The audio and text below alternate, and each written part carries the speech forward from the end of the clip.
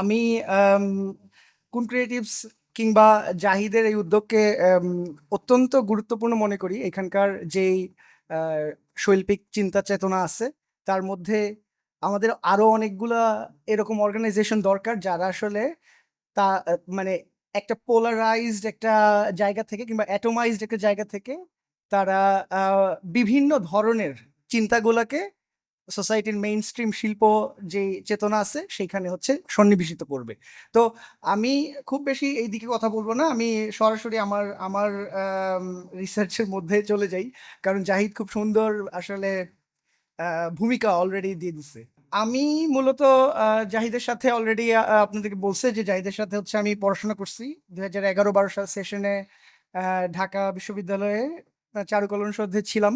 তারপর একটা লম্বা সময় ধরে আমি জার্মানিতে বিভিন্ন বিশ্ববিদ্যালয়ে বিভিন্ন ধরনের পড়াশোনা করছি। আসলে একটা হচ্ছে যে ফাইন আর্টকে আমরা যেরকম একটা মিডিয়া বেসড একটা অ্যাটলিস্ট আমাদের এই কন্টিনেন্টে মিডিয়া বেসড কিংবা একটা যে কোনো বিষয়কে এক্সেল করার উদ্দেশ্য হিসাবে গ্রহণ করি, তার থেকে আসলে আমার সবসময় টেন্ডেন্সি ছিল একদম শুরু থেকেই যে কিভাবে আর্টকে আমি হচ্ছে সামাজিক এবং রাজনৈতিক পরিসরে অ্যাক্টিভিজম থেকে শুরু করে ভিজুয়াল একটা রিসার্চ ন্যারেটিভের ভেতর দিয়ে নিতে পারি। মানে হচ্ছে এটা ধরেন বিশ্ববিদ্যালয় পর্যায়ে আমরা কেন ফাইন আর্ট চর্চা করব, বিশ্ববিদ্যালয়ের পর্যায়ে আমরা কেন পড়াশোনা করব, আমরা যদি এই ধরনের ক্রাফটম্যানশিপের দরকার পড়ে শুধুমাত্র, সেক্ষেত্রে কিন্তু আমরা এটা আমাদের যে প্রি স্কুলিং আছে, আমাদের এসএসসি এইচএসসি লেভেলে যে ধরনের স্টাডি আছে, সেই রকম স্টাডির মধ্যে দিয়ে কিন্তু আমরা স্কিলগুলো অর্জন করতে পারি। 1 বছর 2 বছরের ব্যাপার পেইন্টিংয়ে, অয়েল পেইন্টিং, স্কাল্পচার,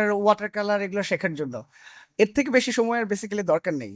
এবং সারা বিশ্বের জোড়াই যেহেতু আমার একটু অভিজ্ঞতা হয়েছে গত 10 বছরে বিভিন্ন একাডেমিয়াতে পড়াশোনা করে এবং তার সাথে সাথে এঙ্গেজ হয়ে, তো এর বিয়ন্ডে আসলে কি আছে, এর বিয়ন্ডে আছে হচ্ছে এটা যে আপনি হচ্ছে গ্লোবাল যে ইন্টারডিসিপ্লিনারি ন্যারেটিভস আছে সেগুলোর সাথে আপনি এজ অ্যান আর্টিস্ট এঙ্গেজ করবেন।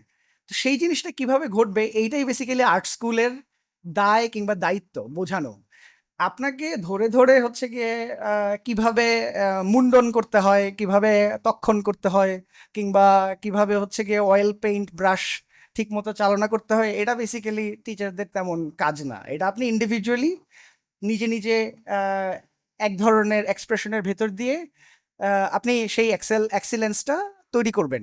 এরকম হচ্ছে আমার কাছে আহ, এখনো পর্যন্ত মনে হয় যে এই জিনিসটাই শেষ পর্যন্ত আপনি হচ্ছে যেই কন্ট্রিবিউশনটা করবেন কিংবা যেই জিনিসটা আপনি ইউনিভার্সিটি থেকে জানবেন, সেটা হচ্ছে গিয়ে অন্যান্য যত ডিসিপ্লিন আছে, অ্যানথ্রোপোলজি আছে, আর্কিওলজি আছে, আপনার আম, বিভিন্ন ডিসিপ্লিনে ফিলোসফি আছে, এই সমস্ত বিষয়গুলোকে রাজনৈতিক আন্ডারস্ট্যান্ডিং, রাষ্ট্রবিজ্ঞান থেকে শুরু করে ইকোনমিক্স আছে, এই বিষয়গুলা আপনার যাপিত জীবনকে কোন ধরনের রিয়েলিটির মধ্য দিয়ে নিচ্ছে সেইটাকে বুঝতে চেষ্টা করা হচ্ছে গিয়ে বেসিক্যালি শিল্পের বুদ্ধিবৃত্তিক কাজ। এবং সেইটাকে সে একটা মিডিয়ামের মধ্য দিয়ে, সেটা যে কোনো মিডিয়াম হতে পারে, যখন যেই মিডিয়াম প্রয়োজন পড়তেছে সেই মিডিয়ামের মধ্য দিয়ে সে এক্সপ্রেস করতে পারে। তাই এইটা একটা প্রয়োজনীয় জায়গা যে কিভাবে আমরা আসলে এরকম মিডিয়া বেসড আন্ডারস্ট্যান্ডিং থেকে, দক্ষতা নির্ভর কাজ থেকে একটা ইন্টেলেকচুয়াল প্র্যাকটিসের মধ্য দিয়ে ভিজুয়াল ল্যাঙ্গুয়েজকে, ভিজুয়াল আন্ডারস্ট্যান্ডিংকে নিয়ে যেতে পারি, সেটা একটা আমার সবসময় একটা ইন্টারেস্টের জায়গা ছিল আর কি। তো আমি আমার প্রেজেন্টেশনে ঢোকার আগে হচ্ছে এটুকু বলবো যে আমি সবসময় চেষ্টা করছি আম, যে আমার একেবারে অটোবায়োগ্রাফিক্যালি আমি কোন জায়গা থেকে আসছি, এবং আমি চিন্তা করছি যে আমি কিভাবে বড় হইছি, এবং এই জায়গাগুলো শেষ পর্যন্ত আম, একটা বড় পরিসরে, গ্লোবাল পরিসরে কিভাবে ইন্টেলেকচুয়ালি একটা আন্ডারস্ট্যান্ডিং শেপ দিতে, আন্ডারস্ট্যান্ডিং এর শেপ দিতে পারে, সেইটাকে কাজের মধ্যে নিয়ে আসতে। তো আমার জন্ম তুরাগ নদীর এপার ওপার। তুরাগ নদীর এপার ওপারে জন্ম হওয়ার ফলে আমার আমি আমার শৈশবে দেখছি যে তুরাগ নদী কত গর্ভবতী। হ্যাঁ, গর্ভবতী এই অর্থে যে এটা অনেক বেশি বড় ছিল, এত বড় ছিল যে আমাদের ঘন্টাখানেক লাগতো এক পার থেকে ওপারে যেতে। আমার দাদাবাড়ি নানাবাড়ি হচ্ছে দুই পারে। সো আমরা এমন হয়েছে যে রাত 2টার সময় সাঁতরে এপার থেকে ওপারে যাইতাম, এবং তাতে করে নদীর যে শক্তিমত্তা, নদীর যে ফ্লো, সেটা খুব ক্লিয়ারলি বুঝতে পারা যেত, এবং নদীর যে খুব কাছাকাছি আমাদের জীবন, এই জায়গাটাও খুব ক্লিয়ারলি স্পষ্ট হইতো। তো আমি ওই যেহেতু ওখানে গ্রো আপ করছি, আমি আসলে দেখছি যে ফিশিং কমিউনিটি যেটা আছে, যে লোকাল যে ধরনের পেশা আছে, সেই সব পেশার মানুষগুলা কিভাবে হচ্ছে জীবনযাপন করতো। সকালবেলা হইলেই ভোর ৫টার সময় হচ্ছে আমরা নদীর দিকে যাইতাম। আমি আমার বাবার সাথে হাত ধরে, তখন বেহাল ছিল, আমরা বলতাম বেহাল, বিশাল বাঁশের কনস্ট্রাকশন, যে বাঁশের কনস্ট্রাকশন দিয়ে মাছ উপরে উঠায়, আপনারা দেখছেন হয়তো। তো ওইটা থেকে ভোরে উঠে আমরা হচ্ছে মাছ সংগ্রহ করার চেষ্টা করতাম। তো এই যেই ওতপ্রোতভাবে আসলে জলীয় জীবনের সাথে সংযোগ, এইটা বেসিক্যালি আমার রিসার্চেও পরবর্তীতে অনেক ইন্সপায়ারিং ভূমিকা পালন করছে, যেটাকে আমি এখন আরো একটু কমপ্লিকেটেড ভাবে বলতেছি যে political ecology of the water bodies. মানে আপনি হচ্ছে যখন পলিটিক্সকে আসলে এই নদী এবং নদী বিধৌত যেই জনসংযোগ আছে, জনগণ আছে, তাদের সাথে আপনি যখন রিলেট করতেছেন, এই জনগোষ্ঠীর আসলে অধিকার, এই জনগোষ্ঠীর যা যা করণীয় আছে, যেই ধরনের হচ্ছে গিয়ে রাষ্ট্রের সাথে সম্পর্ক আছে, সেই সম্পর্কগুলোকে সিকিওর করার জন্য কারা কথা বলবে। এখন এখনো পর্যন্ত দেখা গেছে যে সেই 18th সেঞ্চুরি থেকে এখন পর্যন্ত যতবার হচ্ছে গিয়ে মানে ফরেইনার্সরা আসছে নদীকে কেন্দ্র করে হচ্ছে কথাবার্তা বলতে, তারা সবসময় নিজেদের চিন্তা করছে। তারা কখনো ওই রিভার বেডের মধ্যে কিংবা নদীর আশপাশে যারা বসবাস করতেছে তাদের জীবনে কি ঘটতেছে, তাদের একটা ডিসিশনের কারণে সেই বিষয়ে তারা কখনো কনসার্ন ছিল না, যার ফলে হচ্ছে অনেক ধরনের লং টার্ম প্রবলেম তৈরি হয়েছে। এবং সেই প্রবলেমগুলোকেই আমি হচ্ছে গিয়ে একটা ফ্রেমওয়ার্কের মধ্যে আনছি আমার রিসার্চের মধ্যে, যেটাকে আমি বলতেছি হাইড্রো ট্রমা। হ্যাঁ, তো এটা হচ্ছে একটা জাস্ট আমার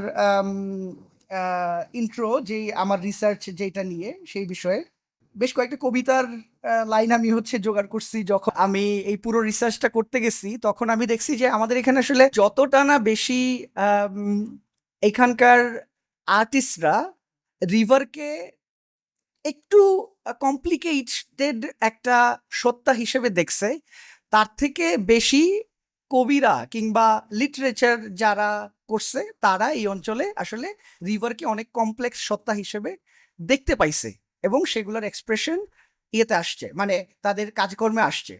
আমি ছোটবেলা থেকে প্রচুর নদীর ছবি দেখছি, অনেক ইলাস্ট্রেশন দেখছি, আপনারাও দেখছেন, কিন্তু সেগুলো কি সবসময় হচ্ছে গিয়ে নদীর যে উপরিতল আছে, সাধারণত আমরা ল্যান্ডস্কেপের মধ্যে পানি যেভাবে দেখতে পাই, হ্যাঁ, সেই উপরিতলের ছবি শুধুমাত্র হয়েছে, মানে হচ্ছে অনেকটা রেপ্রেজেন্টেশনাল একটা জায়গা থেকে আমরা হচ্ছে নদীকে, নদীর আশপাশের জীবনকে ল্যান্ডস্কেপের ভেতর দিয়ে দেখার চেষ্টা করছি। কিন্তু কখনোই আসলে এই নদীর যেই কার্টেইন, মানে নদীর যেই ধরেন একটা উপরিতল আছে, এই উপরিতলের ভেতরে কি ঘটতেছে, সেই বিষয়টা নিয়ে আমরা খুব বেশি কনসার্ন হইনি। তো এইরকম হচ্ছে গিয়ে যত আর্টিস্টদেরই কাজ আমি দেখছি, সবসময় দেখছি যে খুবই রেপ্রেজেন্টেশনাল ইমেজেস, মানে খুবই সরাসরি আমি একটা পোর্ট্রেচার করছি যে নদীটা দেখতে কেমন, নদীটা কি হচ্ছে গিয়ে নদীর আশপাশের মানুষের ল্যান্ডস্কেপ কিরকম, এরকম একটা জায়গা থেকে হচ্ছে নদীকে দেখার চেষ্টা করি। তো এইখানে হচ্ছে একটা খুবই ইম্পর্টেন্ট এবং আমার কাছে মনে হয়েছে খুব ইন্টারেস্টিং পার্সপেক্টিভ আমরা দেখতে পাই হচ্ছে মুহাম্মদ রফিক নামে একজন কবি আছেন, তার লেখায়, তার একটা বইয়ের নাম হচ্ছে কালাপানি। তো ওই কালাপানির একটা খুবই ইন্টারেস্টিং কবিতা, যেখানে তিনি বলতেছেন, countless ক্রসিংস, fatal shows, remote ghost trees on both sides, faithful wives, metaphors with no memories, the cosmos. Colorless smells, this journey from the ocean to the Himalayas, Podda and Jamuna's water and sand, self-satisfied, dissatisfied release. Lolling on the makeshift cot, the moon calls, come, today I am the earth's twin sister, a frozen flood tide of flesh and blood. মানে এইখানে উনি আহ, নদীকে মেটাফোরিক্যালি অনেকগুলা motherly এন্টিটির সাথে এবং রিভারের সাথে যে super natural সম্পর্ক আছে, মুনের সম্পর্ক আছে, জ্যোৎস্নার সম্পর্ক আছে, এখানকার আম, পূর্ণিমার সম্পর্ক আছে। এই ধরনের প্ল্যানেটারি একটা আন্ডারস্ট্যান্ডিং এর সাথে উনি হচ্ছে গিয়ে নদীর বেড়ে চলা, নদীর টাইড হচ্ছে গিয়ে নিচুতে চলে যাওয়া, উপরে ওঠা, ফ্লাড হওয়া, এগুলোর সাথে সম্পর্কিত করতেছেন। তো এই জিনিসগুলো হচ্ছে গিয়ে আরো নদীকে খুব ক্লোজলি অবজার্ভ না করলে এই জিনিসগুলো হচ্ছে বোঝা, কিংবা এই ম্যাটাফোর্স গুলো, যে ম্যাটাফোর্স গুলো হচ্ছে আমাদের এখানকার নলেজের মধ্যে অলরেডি আছে, সেটার সাথে কানেক্ট করা খুব ডিফিকাল্ট। তো সেই ক্ষেত্রে আমার কাছে মনে হয়েছে যে এই অবজারভেশন গুলাই শেষ পর্যন্ত আরো জটিলতর যেই জিওলজিক্যাল সিচুয়েশনস গুলো আছে সেটার সাথে সম্পর্কিত। যেমন ধরেন এই ইমেজটা এখানে, এটা হচ্ছে আমার বাসা থেকে মাত্র 15 কিলোমিটার দূরে। আমার বাসা বেসিক্যালি, যেহেতু আমি বলছি যে নদী, তুরাগ নদীর এপার ওপার, এটা হচ্ছে ভাওয়ালে। ভাওয়ালের খুব কাছাকাছি একটা জায়গায়, যেখানে হচ্ছে গিয়ে পুরো নদী বেসিক্যালি একটা ড্রেইন হয়ে গেছে। এবং সেটা কিভাবে হয়েছে সেটা হচ্ছে একটা ওই যে দূরে দেখা যাচ্ছে একটা ইন্ডাস্ট্রি বিভিন্ন সময়ে নদীকে স্ট্রেইটেন করার মধ্য দিয়ে, নদীকে আটকানোর মধ্য দিয়ে নদীর আশপাশে এমন ধরনের স্থাপনা তৈরি করা হয়েছে যাতে করে নদী আর প্রপারলি ফ্লো করতে না পারে, কিংবা নদীর পানিকে নানাভাবে আটকে কন্ট্রোল করে নদীকে এমন সাপ্রেস করা হয়েছে যে নদীর আর যেই অরিজিনাল ফ্লো সেটা আর নাই।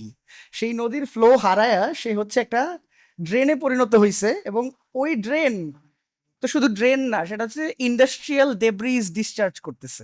বেসিক্যালি রঙের পানি, ডাইং ইন্ডাস্ট্রির গার্মেন্টের রঙের পানি সে ডিসচার্জ করতেছে। তো এই যে রিভার রানস ভায়োলেট, এই ভায়োলেট রিভার আসলে আমাদের কে কারা উপহার দিছে, সেই কোয়েশ্চেনটা হচ্ছে আমাদের এখানে খুবই ইম্পর্টেন্ট একটা কোয়েশ্চেন। তো এটার বাহাইন্ডে কে, এবং আমাদের যদি আমরা জনসম্পৃক্ততার কথা চিন্তা করি, জনগণের জায়গা থেকে আমরা কি করতে পারি, এটা হচ্ছে এখানে গুরুত্বপূর্ণ কোয়েশ্চেন। এবং আর্টিস্টদের যা এইখানেও খুব ইম্পর্টেন্ট আমার কাছে মনে হয় যে কন্ট্রিবিউশনের জায়গা আছে। এই ভিজুয়ালস গুলো, ভিজুয়াল ন্যারেটিভটা আর্টিস্টরা ক্রিটিক্যালি দেখার সাথে সাথে তারা এই সম্পর্কে আরো ইম্পর্টেন্টলি ওরা হচ্ছে জনপরিসরে কথা বলতে পারে। আপনি দেখবেন যে এইখানে আমরা যেই জিও লোকেশনের মধ্যে আছি, এটা হচ্ছে বাংলাদেশ। বাংলাদেশের ম্যাপ আপনারা সবাই চেনেন, এবং আমাদের 3 পাশে আছে ভারত। এবং যেই রেড ডটগুলো, এই রেড ডটগুলো হচ্ছে গিয়ে ভারত এবং বাংলাদেশের, বেশিরভাগই ভারতের হিউম্যান মেড ড্যাম অথবা হিউম্যান ইনফ্রাস্ট্রাকচারস, যেগুলো দিয়ে ওরা ওয়াটার কন্ট্রোল করে কিংবা ওয়াটার ডিসচার্জ করে। ধরেন যখন শুষ্ক মৌসুম, ওরা হচ্ছে পানি কন্ট্রোল করে বিভিন্ন নদীতে, ভারতের বিভিন্ন নদীতে ডাইভার্ট করার চেষ্টা করে। যখন আহ, মৌসুম হচ্ছে বর্ষার, তখন ওরা পানি ছেড়ে দেয়। ফলে যেহেতু বাংলাদেশ জিওগ্রাফিক্যালি এমন একটা জায়গায় আছে, উপরে হিমালয়ান, মাঝখানে ভারত, আর তারও নিচে বাংলাদেশ, এবং তারপরে বঙ্গোপসাগর। এই যে এটাকে ফ্লাড প্লেইন বলে, এই ফ্লাড প্লেইনটা হচ্ছে অনেকটা স্লোপের মতো। তাই এই নিচু ভূমিতে আছে বাংলাদেশ, যেহেতু উপর থেকে যদি পানি না আসে, ব্রহ্মপুত্র যেই রিভার বেইড আছে, এই যে এখানে আপনারা দেখতে পাচ্ছেন কিনা, এই পাশটা দিয়ে যদি পানি না আসে, তাহলে আসলে পুরো বাংলাদেশী ড্রাই অঞ্চলে পরিণত হবে।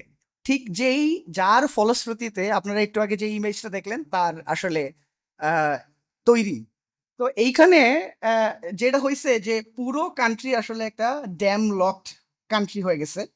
এবং এই ড্যাম লকড কান্ট্রি করার পেছনে আমাদের যে ব্যুরোক্রেটরা আছে, আমাদের যে এই 17, 18, 20 বছর ধরে, 50 বছর ধরে যেই পলিটিক্যাল জার্নি আছে, সেখানে আপনারা দেখছেন যে তিস্তা নদীর পানি বন্টন নিয়ে অনেক বড় ধরনের ফাইট হয়েছে, কিন্তু কখনো কোনো সুফল আমাদের ঘরে, মানে ডাউন স্ট্রিমে আমাদের বাংলাদেশের ঘরে কখনো আসে নাই।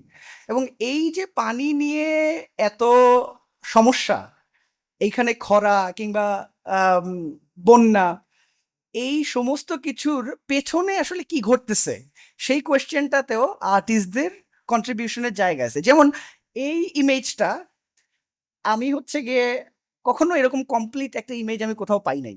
তখন আমার কাছে মনে হয়েছে যে how I can gather the information and recreate this map. হ্যাঁ, তো ভিজুয়াল ইনফরমেশনগুলো আর্টিস্টরা আসলে আরো কিভাবে ইউজ করতে পারে, মানে যে আমি গবেষণা করে আরো অন্যান্য যারা হচ্ছে অলরেডি তিস্তা নদী নিয়ে গবেষণা করে কিংবা বিভিন্ন ধরনের man-made infrastructure, anthropology, anthropogenic ideas নিয়ে গবেষণা করে অলরেডি, তাদের কাছ থেকে আমি হচ্ছে এই ইনফরমেশনগুলো কালেক্ট করছি কোন কোন কোঅর্ডিনেটরে কোন কোন ম্যানমেড ইনফ্রাস্ট্রাকচারগুলো আছে। তার ভিত্তিতে আমি হচ্ছে এই রেড রেড রেড ডটগুলা হচ্ছে তৈরি করছি, তারপরে এখানে লিস্ট করছি কোনগুলা বাংলাদেশের ভেতরে আছে, কোনগুলা বাংলাদেশের বাইরে, ইন্ডিয়ান, কলকাতা এবং ওই অঞ্চল ওয়েস্ট বেঙ্গলে আছে। হ্যাঁ, এই সবুজগুলো। তো এই যে ভিজুয়ালি আপনি আরো ইনফরমেশনকে মানুষের কাছে নিয়ে আসতেছেন, এইটাও অনেক সময় ইম্পর্টেন্ট একটা আসপেক্ট হইতে পারে কাজের। হ্যাঁ, তো রিসার্চ কিভাবে ভিজুয়ালি ট্রান্সফর্মড হয়ে একটা মিডিয়ার মধ্য দিয়ে কাজের মধ্যে আসতে পারে, সেই আন্ডারস্ট্যান্ডিংটা আমি হচ্ছে তখন এইটার মধ্য দিয়ে করার চেষ্টা করছি।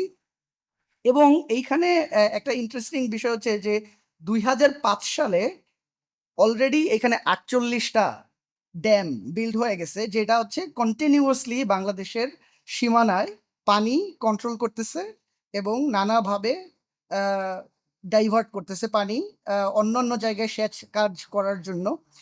একইভাবে হচ্ছে গিয়ে বারাক রিভার, টিপাই মুখ বাঁধ, এই ধরনের হাইড্রো ইলেকট্রিক প্রজেক্টও যেগুলো ল্যান্ডস্কেপের উপরে খুবই মানে খারাপ ইম্প্যাক্ট ফেলতেছে এবং লং টার্মে সে হচ্ছে গিয়ে এমনভাবে হচ্ছে গিয়ে পুরো ল্যান্ডস্কেপকে শুকায় ফেলতেছে, যাতে করে আপনার যে ফসলি জমি আছে, যে মৎস্য শিল্প আছে, ওখানকার আহ, জীবিকা, যে ধরনের জীবিকা আছে, সেগুলো কমপ্লিটলি ধ্বংস হয়ে যাচ্ছে।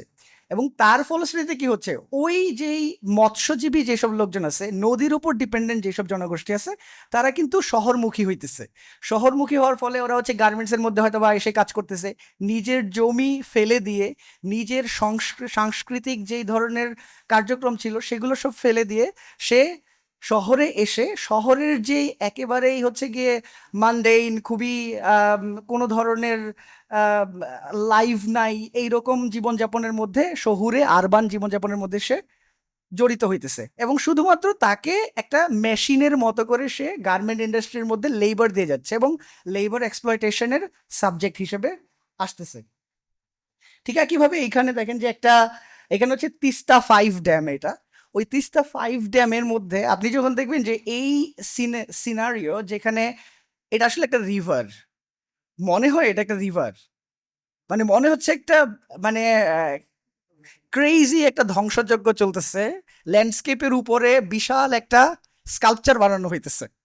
উপর থেকে দেখলে 3D, মানে বার্ডস আই ভিউ থেকে দেখলে মনে হবে যে বিরাট বিস্তৃত পরিসরে ল্যান্ডস্কেপের উপরে কেউ একজন ম্যানমেড কনস্ট্রাকশন, যেটা হচ্ছে প্লাস্টিক আর্টের মধ্যে খুব ব্যবহৃত হয় এই ওয়ার্ডটা, যে ম্যানমেড কনস্ট্রাকশন হচ্ছে বেসিক্যালি স্কাল্পচার। তো এরকম একটা স্কাল্পচার বানাইতেছে নদীর উপরে এবং নদীকে ব্লক করে দেওয়া হচ্ছে। তো এই ধরনের অনেক ডিসিপ্লিনারি এবং হচ্ছে গিয়ে ক্রিটিক্যাল জায়গা থেকেও ধরেন আপনারা স্কাল্পচার কিভাবে বুঝবেন, স্কাল্পচার কখন হচ্ছে গিয়ে হিউম্যানের ফরে হয়, হিউম্যানের অ্যাগেনস্টে হয়, সেই ধরনের অনেক ক্রিটিক্যালিটি হচ্ছে এইখানে আসতে পারে এইভাবে। তো এইগুলো হচ্ছে আমাদের জন্য আসলে ভালো রকমের মানে visual information as a visuals, সেটা হচ্ছে কিভাবে ভিজুয়ালগুলো শেষ পর্যন্ত আপনার মানসকে পরিবর্তন করতে সক্ষম। এই ধরনের স্ট্রং ইমেজগুলো খুবই মানসিকভাবেও আপনার হচ্ছে নাড়া দিতে সক্ষম, যে আচ্ছা, হোয়াট উড বি হ্যাপেনিং দেন, যখন এইটা তৈরি হয়ে যাচ্ছে, এরকম পরিস্থিতি হচ্ছে রিভারের, দেন আমি age N artist what can I do with this. ঠিক একইভাবে ওই যে বললাম যে 11টা হেভি হাইড্রো ইলেকট্রিক ড্যাম এবং ব্যারেজ দিয়ে হচ্ছে গিয়ে পুরো তিস্তা রিভার অধ্যুষিত, সেটা নিয়ে হচ্ছে আমি বেশ কিছু ডিটেইল গবেষণা করছি একটা সময়ে। এশিয়ার বর্ডারে এবং হচ্ছে গিয়ে মানে ইন্ডিয়াতে এবং বাংলাদেশে কোন ধরনের ওয়াটার পলিসিস গুলো আছে, সেগুলোর উপর ডিপেন্ড করে আসলে কারা কোন ধরনের ডিসিশন মেকিং গুলা করতেছে। ধরেন এইখানে আমাদের এই বাংলাদেশের বিভিন্ন জায়গার মধ্যে রূপপুর পারমাণবিক বিদ্যুৎ কেন্দ্র কিংবা এই ধরনের আরো বড় বড় Teesta hydro electric power project, এগুলোর মধ্য দিয়ে কি করা হয়েছে যে এইখানে ফরেন কোম্পানিগুলোকে এইখানে বিদ্যুৎ উৎপাদনের এবং এখানে রিসোর্স ইউজ করার একটা পারমিশনের ভেতর দিয়ে আনা হয়েছে, এবং এগুলো হচ্ছে ব্যুরোক্রেটিক এবং পলিটিক্যাল ডিসিশন, যেগুলোর জন্য কখনোই আসলে ওই রিভারের কাছে যারা থাকে তাদের সাথে কোনো ধরনের কনসালটেশন করা হয়নি কখনো, এবং এইটা সেই কলোনিয়াল টাইম থেকেই এটা কখনো করা হয় নাই। তো সেই কারণেই হচ্ছে কি দাঁড়াচ্ছে শেষ পর্যন্ত দেখেন এই যে আহ, এমন একটা সময় মানে এপ্রিল থেকে জুলাইয়ে হচ্ছে গিয়ে কোনো ধরনের পানি নাই, এই দুইটা বেসিক্যালি ল্যান্ডস্কেপ একই ল্যান্ডস্কেপের মধ্যে এক সময় হচ্ছে চর জাগতেছে, এক সময় হচ্ছে চর নাই, পুরোপুরি বন্যায় ভেসে গেছে। এই যে একই ল্যান্ডস্কেপের মধ্যে দুই ধরনের আহ, মানে রূপ, এইটাকে আসলে কখনো কলোনিয়াল ব্যুরোক্রেটসরা কখনো বোঝার চেষ্টা করে নাই যে আমাদের ল্যান্ডস্কেপের খুবই ইন্টারেস্টিং একটা অ্যানোমালি আছে, যে কখনো এইখানে পানি, সকালে যেখানে পানি আছে বিকালে সেখানে পানি নাই। তো এই যে ল্যান্ডস্কেপের পরিবর্তন, একটা লিকুইড ল্যান্ড, এই লিকুইড ল্যান্ডের কোনো ধরনের আন্ডারস্ট্যান্ডিংই কলোনিয়াল নলেজের মধ্যেও সেটা যায় নাই। তো আমি আমার রিসার্চে যেটাকে আমি ইন্ডিজিনাস হাইড্রো অন্টোলজি বলি, সেটা হচ্ছে মানে লোকাল যেই জ্ঞান কাণ্ড আছে, বেসিক্যালি ইন্ডিজিনাস হাইড্রো অন্টোলজি বলতে আমি বুঝাইতেছি যে লোকাল যেই জ্ঞানকাণ্ড আছে সেই জ্ঞানকাণ্ডের বেসিসে, মানে এই রিভারের আশপাশে যারা থাকে তাদের নদী নিয়ে যেই আন্ডারস্ট্যান্ডিং, সেই আন্ডারস্ট্যান্ডিং এর বেসিসে যদি নদীকে সেন্টারে রেখে তারপর পুরো ল্যান্ডস্কেপকে কল্পনা করা যাইতো, তাইলে সেইটা যেই জ্ঞানের ফর্মুলা তৈরি করতো সেইটাকে আমি প্রমোট করার চেষ্টা করছি, সেটাকে আমি বলতেছি যে ইন্ডিজিনাস হাইড্রো অন্টোলজি, এবং ওইটা দিয়ে আমি নানা সময় হচ্ছে বিভিন্ন ফর্মে কাজ করার চেষ্টা করছি এক এক সময়ে। তো লোকাল কমিউনিটি তিস্তা নদীকে কিভাবে ম্যানেজ করছে, কিভাবে ওয়াটার এদিক থেকে সেদিকে যাবে, সেই বিষয়ে ওরা কি বলছে, সেগুলো আসলে আমরা সবসময় নেগলেক্ট করছি। তো সেই জায়গাটা একটা ফর্ম হিসেবে হচ্ছে গিয়ে আমার রিসার্চের মধ্যে বিভিন্ন সময়ে আসছে। আরেকটা হচ্ছে যে আপনি যদি একদমই 17 সেঞ্চুরিতে দেখেন যে এইখানে যেই ধরনের কার্টোগ্রাফাররা আসছে, মানে যারা ম্যাপ বানায় আর কি, কার্টোগ্রাফার বলে তাদেরকে।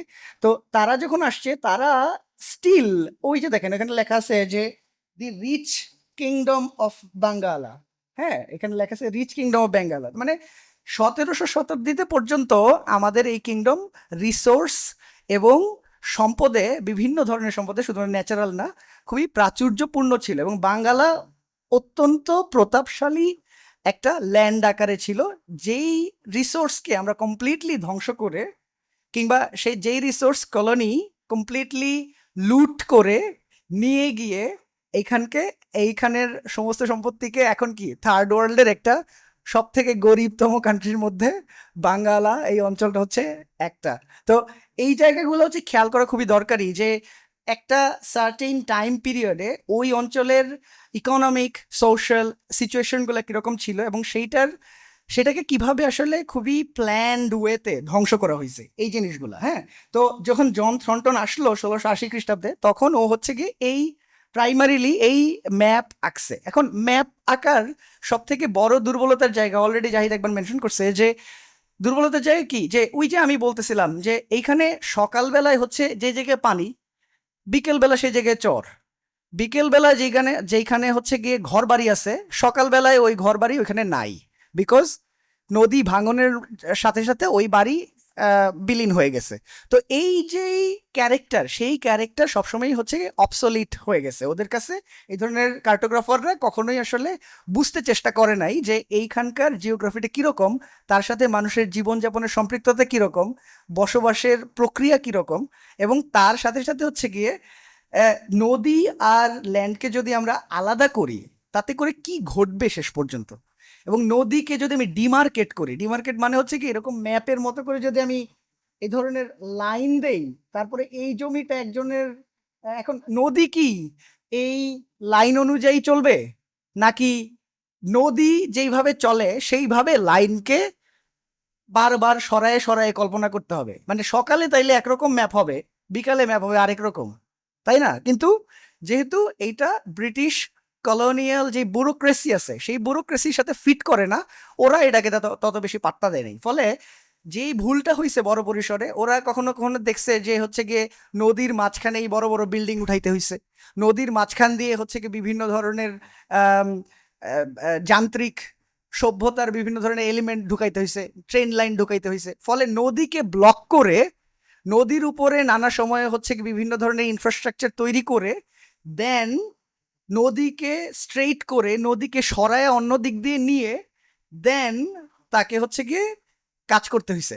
তো এইটার সমস্যাটা কি? এটার সমস্যাটা হচ্ছে এটা যে এটা লং টার্মে একটা প্রবলেমেটিক জায়গা তৈরি করছে এখানে। কিরকম প্রবলেমটা হচ্ছে যে আমরা এখনো পর্যন্ত যেই সম্পত্তির যেই ভাগ বাটোয়ারা এখানে হয়, সেই ভাগ বাটোয়ারা বেসিক্যালি এই ম্যাপিং এর মধ্য দিয়ে, যেটাকে ক্যাডেস্ট্রাল সার্ভে বলে, প্রথমে ব্রিটিশরা করছিল 1860 ওই সময়টাতে হচ্ছে করে, ওরা হচ্ছে পরে যাওয়ার আগে ওইরকম একটা করে গেছে, যাতে করে হচ্ছে দেশ ভাগ হইছে, ম্যাপের মধ্যে হচ্ছে এঁকে দিছে কোথায় বাংলাদেশ হবে কোথায় ইন্ডিয়া হবে, এই সমস্ত কিছুই আসলে ওই ক্যাডেস্ট্রাল সার্ভের ভিতর দিয়ে এস্টাবলিশ করা হয়েছে।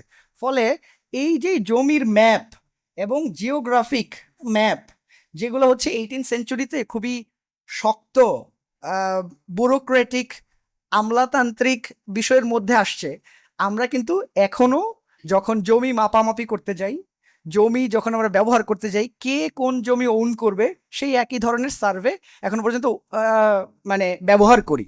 এবং এই ধরনের ব্যুরোক্রেসিগুলো ব্যবহার করার সমস্যা কি ছিল?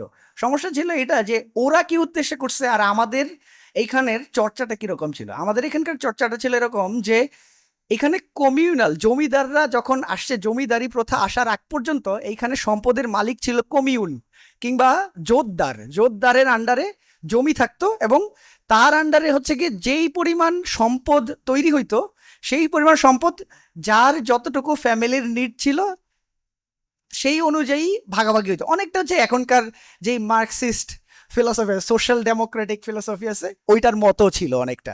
মানে সবাই যে যতটুকু পরিশ্রম করছে, যে যতখানি হচ্ছে গিয়ে গেইন করছে, জমিতে যতখানি ফসল তৈরি করছে, উৎপাদন করতে পারছে, সেই অনুযায়ী তাদের ভাগ বাটোয়ারা হবে। কিন্তু তাতে করে যেই লাভটা ছিল যে আপনার সোশ্যাল অ্যাক্টিভিটি, কমিউনাল অ্যাক্টিভিটি অনেক বেশি ছিল তখন। কালচারালি আমরা হচ্ছে আরো অনেক কাছাকাছি ছিলাম একজন আরেকজনের। কলোনাইজারদের জন্য কলোনি সবসময় এই ধরনের সিস্টেম, ব্যুরোক্রেটিক সিস্টেম ওরা ইন্ট্রোডিউসড করছে ওই সময়ে, যাতে করে লাভের ঘর আসলে কলোনির কাছে যায়। কিরকম? ধরেন নদীর 100 কিলোমিটার, 100 শতাংশের মধ্যে একটা রহিমের বাড়ি আছে। তো রহিম সাহেবের তো হচ্ছে গিয়ে 100 মিটার পরে নদীর খুব বেশি কার্যক্রম নাই, ওই নদীর মধ্যে মাঝে মধ্যে গোসল করা আর মাছ ধরা ছাড়া। কিন্তু এবং নদী যেহেতু সম্পত্তি হিসাবে কারো আন্ডারে নাই, ফলে এই যে নদী রিভার বেডের মধ্যে এরকম হাজার হাজার মাইল জমি কারো মালিকানায় নাই, এইটা দেখে এই ধরনের কার্টোগ্রাফাররা যারা হচ্ছে আসছে তাদের মাথা নষ্ট। কি কারণে? কারণ হচ্ছে ওরা ভাবতেছে যে এইরকম বিপুল পরিমাণ ওপেন সম্পত্তি, এগুলোর কোনো ট্যাক্স নেওয়া যাবে না, এটা কোনো কথা।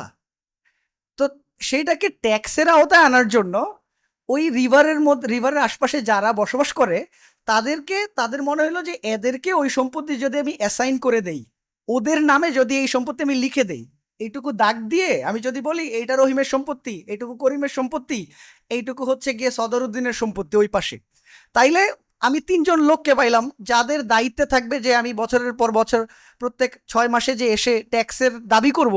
তাইলে এই লোকগুলো অ্যাসাইন, ওরাও খুশি কারণ ওদের নামে জমি হয়ে গেছে, ইন্ডিভিজুয়ালের নামে জমি। তো এইখানকার লোকজন হচ্ছে লোভে পড়ে ওটা মেনে নিছে, এবং ক্যাডেস্ট্রাল সার্ভের মধ্য দিয়ে ওরা ওই লাইন করে করে করে করে নানাভাবে জমি, দেখা গেছে যে নদীর অর্ধেক পর্যন্ত জমি লোকজনের নামে লিখে দিছে। এতে করে কি হয়েছে, ওরা হচ্ছে আস্তে আস্তে কিসে আসছে, বড় বড় হেভি ইমারত কনস্ট্রাকশনের আইডিয়াগুলা তখন আসছে যে এখন যেহেতু জমি আমার নামে আছে, আমি এখন ওই জমি নিজের মতো করে ব্যবহার করতে পারি। আমার মধ্যে আর হচ্ছে আমি জাস্ট বছর শেষে ট্যাক্স দিব গভর্নমেন্টকে, তাইলে ওই জমি আমি যেমনি খুশি ব্যবহার করব। এখানে আমি বিল্ডিং বানাই, এখানে আমি হচ্ছে কি নদী ব্লক করে বসে থাকি, আর যাই করি না কেন এটা তো তাদের দেখার বিষয় না।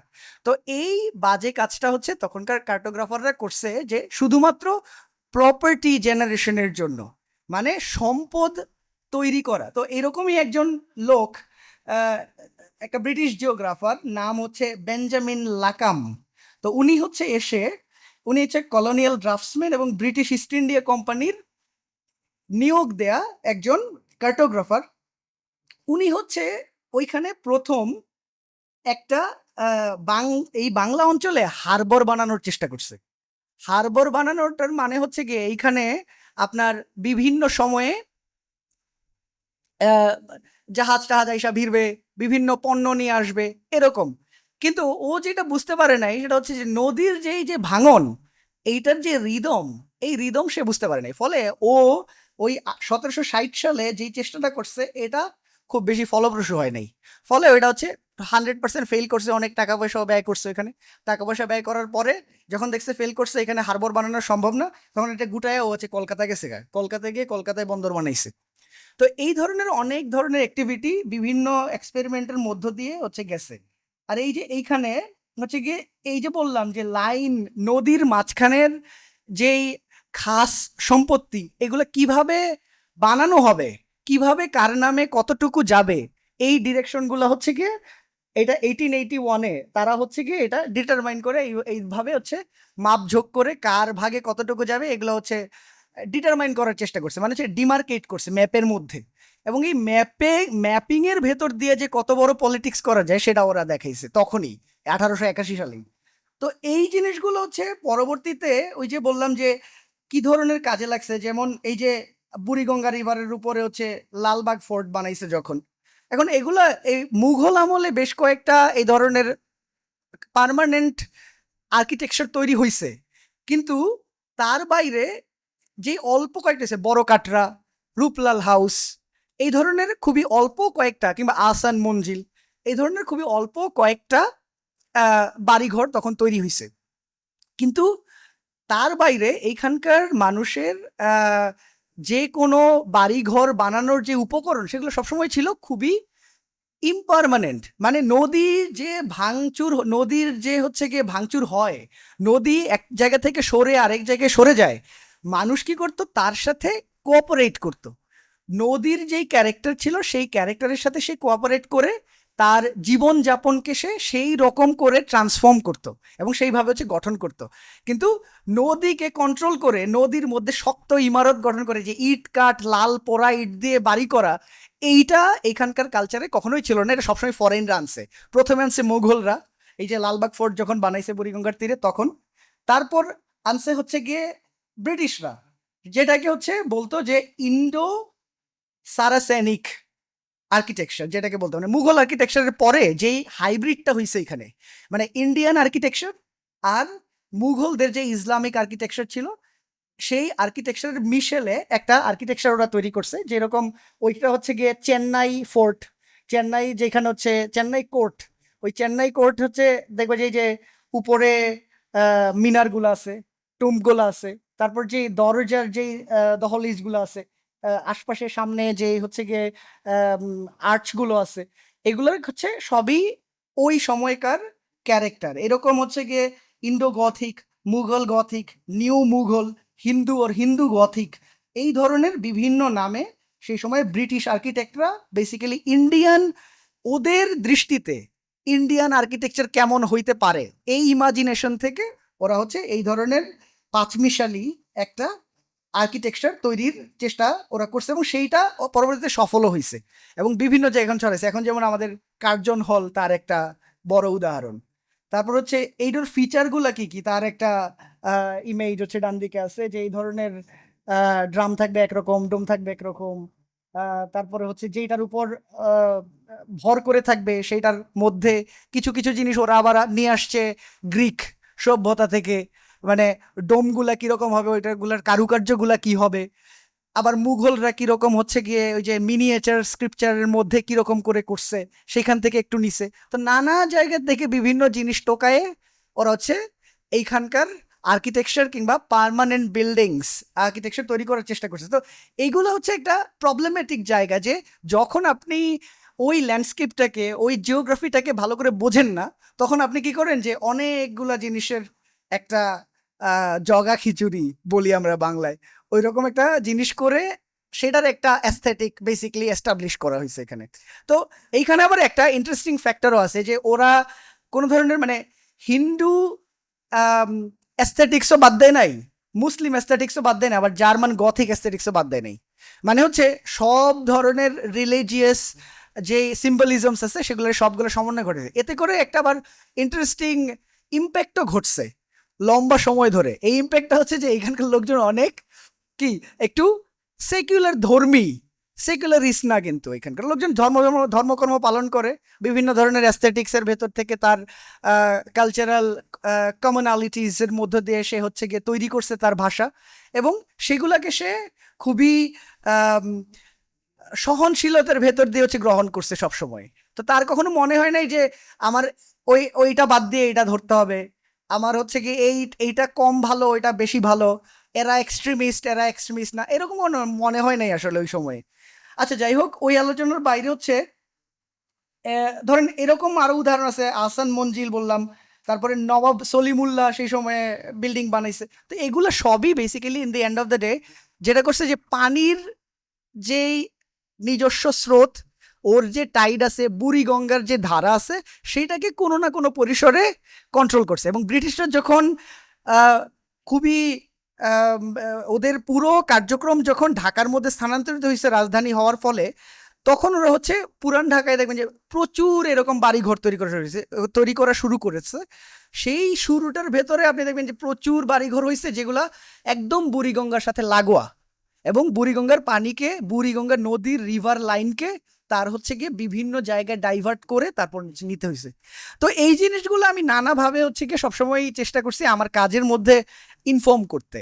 এইখানকার বিষয়গুলো কি, এই যে স্ট্রেইটেনিং আর্কিটেকচারগুলা কিভাবে স্পেসকে কন্ট্রোল করতেছে, নদীর রিভার ওয়াটার বডিকে কন্ট্রোল করতেছে, এগুলো হচ্ছে আমার খুবই ইন্টারেস্টের জায়গা। এবং এগুলো আসলে কিভাবে বিভিন্ন ধরনের রেজিম, নট অনলি ব্রিটিশরা কিংবা মুঘলরা কিংবা তারপরে যেমন আমরা ইন্ডিয়ার যেহেতু তিন দিকে, যেহেতু আমাদের ইন্ডিয়া নানাভাবে কলোনিয়ালিস্ট ইন্টারভেনশন করছে, যেমন ধরেন এই জায়গায় এই যে তিস্তা ড্যাম দিয়ে নানা সময়ে পানি কন্ট্রোল করছে এবং রিভারকে কমপ্লিটলি শুকায় ফেলছে।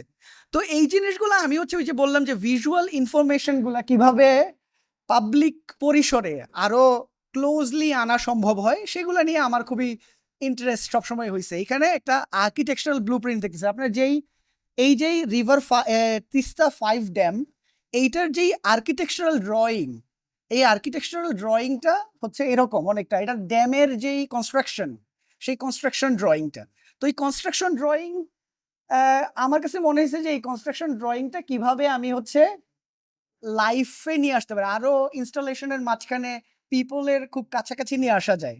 তো তার অনেকগুলো উপায় হচ্ছে যে অফকোর্স আর্কাইভকে কিভাবে আরো প্রাণবন্ত করা যায়, সেই ক্ষেত্রে সায়ানোটাইপ একটা ওয়ে আমার কাছে মনে হয়েছে।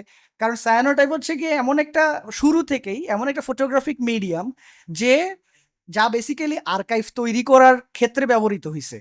এই 18 সেঞ্চুরিতে ওটা হচ্ছে গিয়ে ফটোগ্রাফের যে ইনিশিয়াল লেআউট এবং আর্কিটেক্ট ড্রাফটসম্যান যারা ছিল তারা এইটাকে ব্যবহার করতো। এবং আমার কাছে মনে হয়েছে যে এই যে কলোনিয়াল লোকজন তারা যেই মিডিয়াম ব্যবহার করতেছে সেইটাকে আমি কিভাবে ডিবাঙ্ক করব, সেইটাকে আমি বিভিন্ন উপায়ে কিভাবে অল্টার করব, সেটার একটা রাস্তা ছিল হচ্ছে এটা করা। আরেকটা রাস্তা ছিল যে হচ্ছে গিয়ে এগুলার সন্নিবেশে বিভিন্ন ধরনের লোকাল যেই অ্যাস্থেটিক্স আছে, লোকাল যেই প্রোটেস্টের মিডিয়াম আছে, সেই প্রোটেস্ট মিডিয়ামগুলো ব্যবহার করা। যেমন এই জায়গায় একটা জায়গা হচ্ছে টাই ডাই আমি করতে পছন্দ করি, টেক্সটাইল ব্যবহার করার চেষ্টা করি আমার কাজের মধ্যে অনেক। তারপর হচ্ছে গিয়ে অনেক আপনার এটাকে অ্যালমানাক বলে, মানে এখানকার যে কসমোলজিক্যাল ড্রয়িং আছে অনেক, এখানকার স্ক্রিপচার্সের মধ্যে কিংবা লোকাল পুঁথি চিত্রের মধ্যে অনেক ধরনের প্ল্যানেটারি আজব বিষয় আসলে কথাবার্তা থাকে অনেক সময়। মানে আমরা আরো হচ্ছে একটু একটু ইজোটেরিক অনেক সময়, কিন্তু এই যে হস্তরেখা দেখার সাথে হচ্ছে প্ল্যানেটের কি সম্পর্ক, এই ধরনের প্রচুর গল্প, প্রচুর স্টোরিজ প্রচলিত আছে। ওগুলোর সাথে আসলে এখানকার যেই ওয়েদার কেন্দ্রিক যে ধরনের চিন্তা ভাবনা, খনা যখন হচ্ছে আপনার ফার্টিলিটি নিয়ে, ওই চাষাবাদের বিভিন্ন উইজডম নিয়ে কথা বলছে, একই প্যারালেলে এই যে আমরা হাতের রেখা দেখে ভাগ্য নির্ধারণ করার চেষ্টা করতেছি, কিংবা কার কোন কোন গ্রহের মধ্যে কোন গ্রহের সাথে কোন গ্রহের সম্পর্ক, শনির সাথে মঙ্গলের সম্পর্ক হইলে কি ঘটে, পূর্ণিমার সময়ে নদীর পানি কিভাবে জোয়ারে ফুলে ওঠে, সেই পানি কিভাবে পাড়ের মধ্যে ইম্প্যাক্ট করে। তো এই ধরনের কানেকশনগুলো সবসময় হচ্ছে কি আমার কাজের মধ্যে আমি চেষ্টা করছি ফিরায় ফিরায় আনতে, এবং লোকাল যেই ধরনের আইডিওলজি, বুদ্ধি, এখানকার উইজডম আছে সেগুলাকে হচ্ছে কি কিভাবে ইনকর্পোরেট করা যায়। সেটা অনেক ক্ষেত্রে আমাকে স্পেকুলেটিভ একটা জায়গায় যেতে হয়েছে। স্পেকুলেশনের জায়গাটা হচ্ছে এটা যে আমি যদি কলোনিয়াল যেই নলেজ এপিস্টেম আছে, কলোনিয়াল যেই নলেজের ধারা আছে, জ্ঞানের ধারা, সেইখান থেকে বাইরে হয়ে আসতে চাই। এগুলা আমার কাছে আসলে খুবই ইম্পর্টেন্ট রিসোর্স। এখানে যেহেতু হচ্ছে অনেক ক্ষেত্রেই লিখিত কোনো ম্যানুস্ক্রিপ্ট ছিল না, লিখিত কোনো ধরনের জ্ঞানের চর্চা ওইভাবে ছিল না একটা লম্বা সময় ধরে। তো আমার কাছে মনে হয়েছে যে ওই সময়ে মানুষ যে অভিজ্ঞতা এবং হচ্ছে শেয়ার্ড নলেজের প্র্যাকটিস করছে, সেই সব আইডিয়াসগুলো যদি আমি আমার কাজের মধ্যে আনতে পারি, তখন আমি কি এই যে আমি বলতেছি যে কলোনিয়াল ইন্টারভেনশনের এগেনস্টে দাঁড়াবো, আমি কি নিয়ে দাঁড়াবো? আমার তো একটা নলেজ বেস লাগবে। সেই নলেজ বেসটা আমি কোথা থেকে পাবো? ওই যে এখানকার লোকজনের বছরের পর বছর যে অভিজ্ঞতা লব্ধ জ্ঞান আছে। মানে আমরা এটা ইন্টারেস্টিং যে আমরা সায়েন্সকে যখন কেউ বলে এটা সায়েন্টিফিক গবেষণা, তখন আমরা হচ্ছে একদমই কোনো ধরনের সন্দেহ ছাড়াই সন্দেহাতীতভাবে ওটা বিশ্বাস করি যে ও আচ্ছা, এটা তো ল্যাবরেটরিতে ওই গবেষণা করে ওটা হচ্ছে প্রুফ করে নিয়ে আসছে, এই জন্য আমাদের ওখানে ওইটা বিশ্বাস করতে কোনো সমস্যা হয় না। কিন্তু আমাদের চাচারা, আমাদের দাদারা, আমার তার দাদারা, তার পরদাদারা সেই সেই নলেজকে বছরের পর বছর বারবার হচ্ছে পানিতে সেচ দিয়ে দেখছে যে পানি কি বেশি হয়েছে না কম হয়েছে। বারবার দেখছে যে আসলে যখন বৃষ্টি কম পড়ে তখন বীজ ছিটা দিলে কি ভালো, নাকি যখন পানি বৃষ্টি কম হয় তখন ছিটা দিলে ভালো বীজ। তো এই যেই চেষ্টা করে করে করে করে ট্রায়াল এন্ড ইররের মধ্য দিয়ে জ্ঞানকে হচ্ছে গিয়ে তৈরি করা, এই জ্ঞানটা কিন্তু একটা নতুন ধরনের, এখন আমরা যেরকম নানা ধরনের হচ্ছে স্ট্রিম, জ্ঞান উৎপাদনের নানা ধরনের স্ট্রিম সোশিওলজিতে আসতেছে, যেগুলো হচ্ছে গিয়ে মাচ মোর কাটিং এজ আমরা জ্ঞান বলি সোশ্যাল সায়েন্সের মধ্যে। এই ধরনের এথনোগ্রাফিক, অটো এথনোগ্রাফিক যে ধরনের জ্ঞান আছে, এগুলাকে আমরা নিউ স্ট্রিম বলে ভাবতেছি এখন।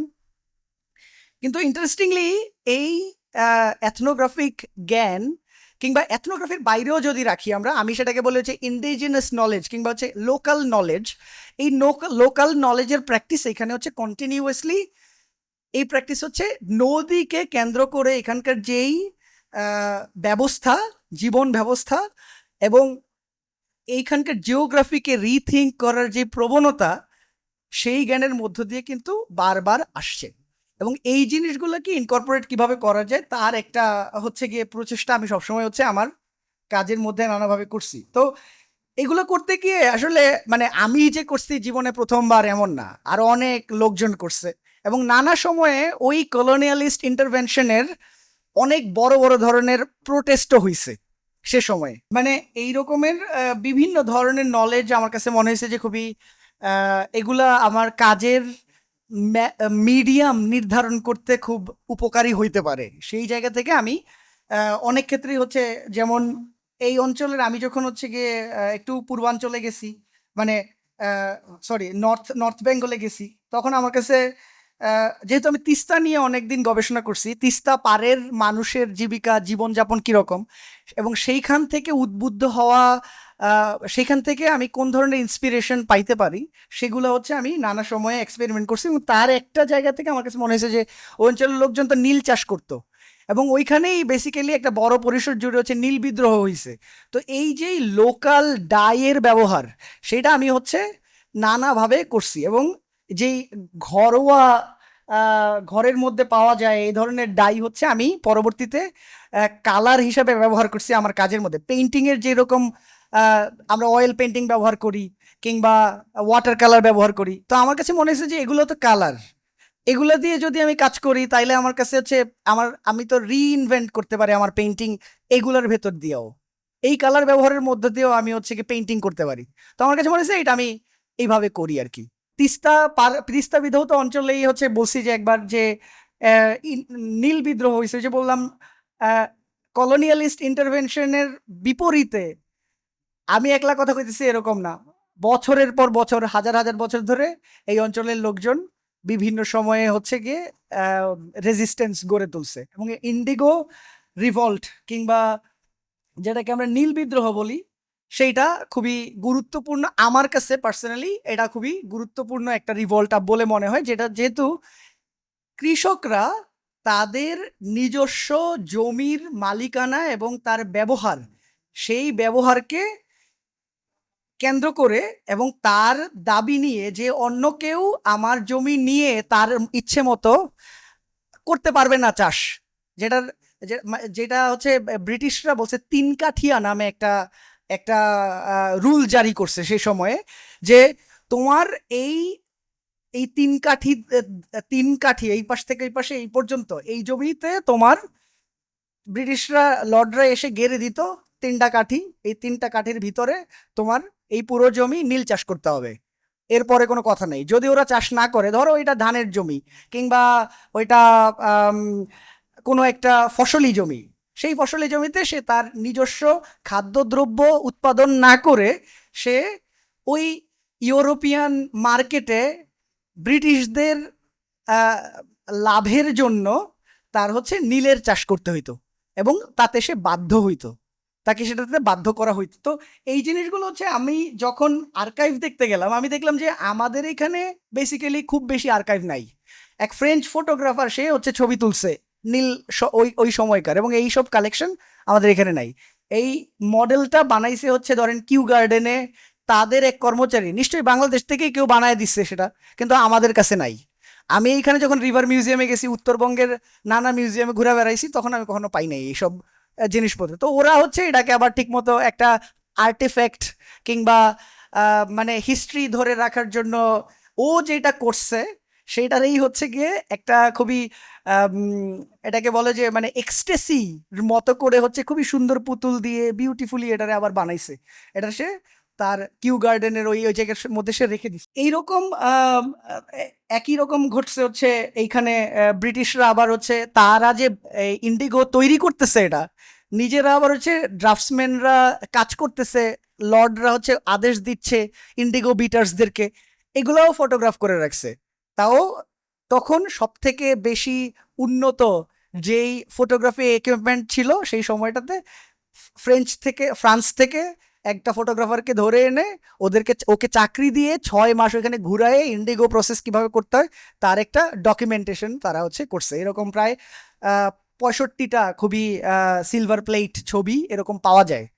তো এগুলো খুবই ইন্টারেস্টিং ঘটনা যে কারা ডকুমেন্ট করতেছে কার হিস্ট্রি। হ্যাঁ, এটা হচ্ছে আরেকটা ডিবেটের কিংবা ইয়ের জায়গা। তো সেখান থেকে হচ্ছে মানে এই যে বিভিন্ন অঞ্চলে আবার হচ্ছে আমাদের এখানকার একটা বড় অঞ্চলে ইন্ডিগো বিদ্রোহ হয়েছে সেই সময়ে।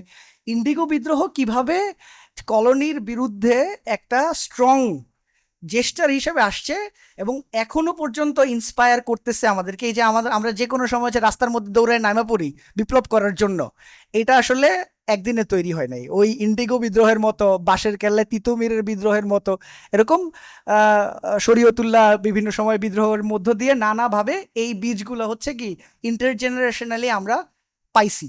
তো সেই জিনিসগুলোকে অ্যাকনলেজ করা আসলে কাজের ক্ষেত্রে খুবই ইম্পর্টেন্ট। মানে আমরা যখন পলিটিক্যাল রেজিস্ট্যান্সের কথা ভাবতেছি, পলিটিক্যাল রেজিস্ট্যান্স আসলে একদিনে আমাদের মধ্যে আসে না, সেটার একটা বড় হিস্টোরিক্যাল লেগেসি আছে।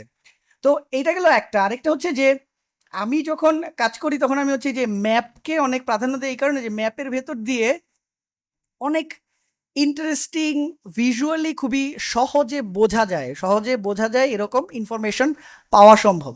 ধরেন এই স্লাইডটাতে এটা হচ্ছে গিয়ে আমার পাশের যে নদী মানে তুরাগ নদী, এইটা আমরা হচ্ছে গিয়ে 2019 সালে একটা গবেষণা করছিলাম আরো 3জনকে সাথে নিয়ে। সেই গবেষণার মধ্যে আমরা দেখছি যে ল্যান্ড আর ওয়াটার গত 1990 সাল থেকে 2020 পর্যন্ত কতটুকু ডিসঅ্যাপিয়ার করছে, কতটুকু অ্যাপিয়ার করছে, কতটুকু আছে।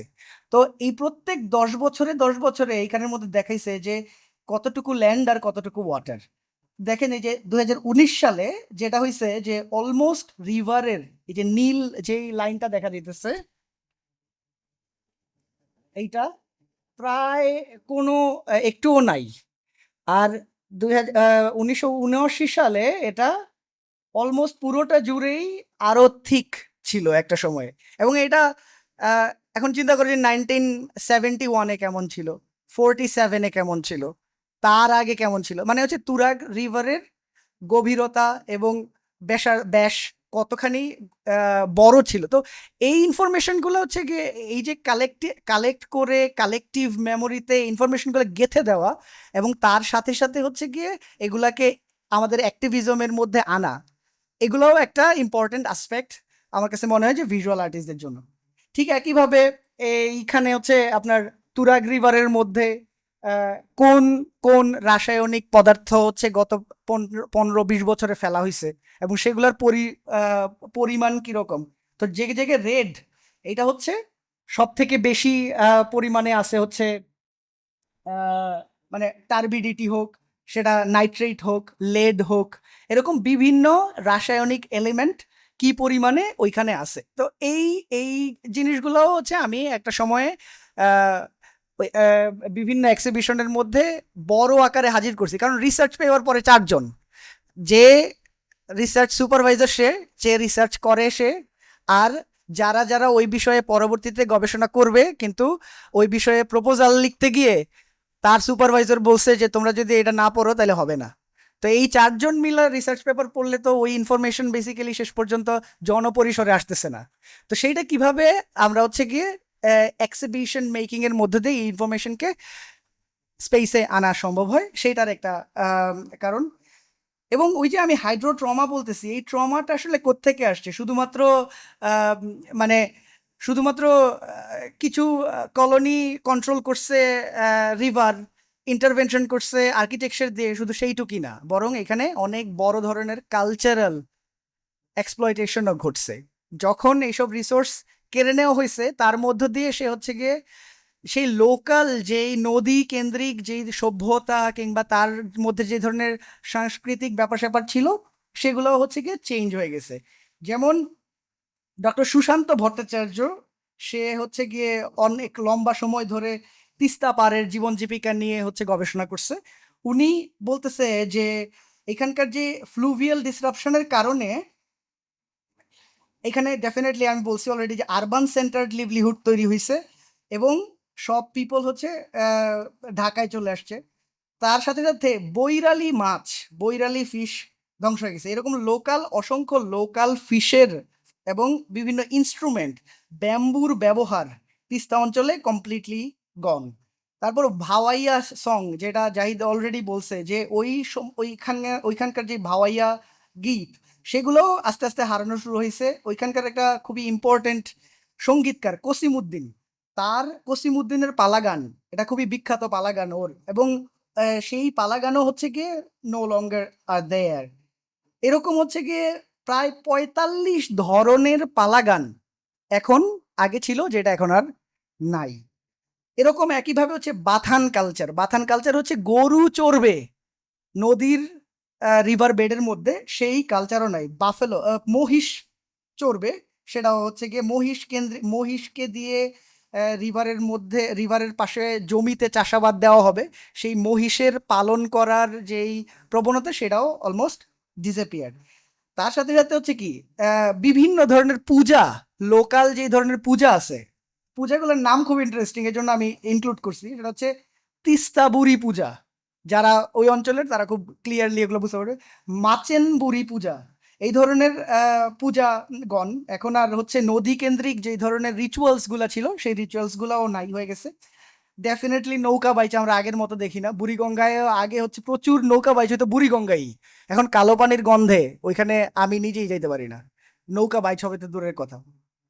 তো শুধু নৌকা বাইচ না, এখানকার যেমন হচ্ছে সৈয়দ ওয়ালিউল্লাহ লিখছে ওয়েল রিভার, কাদো নদী কাদো, নদীর নদীর যেই নদী কেন্দ্রিক জীবন ব্যবস্থার মধ্যে যেই এক্সপ্লয়টেশন, সেই গল্প নিয়ে।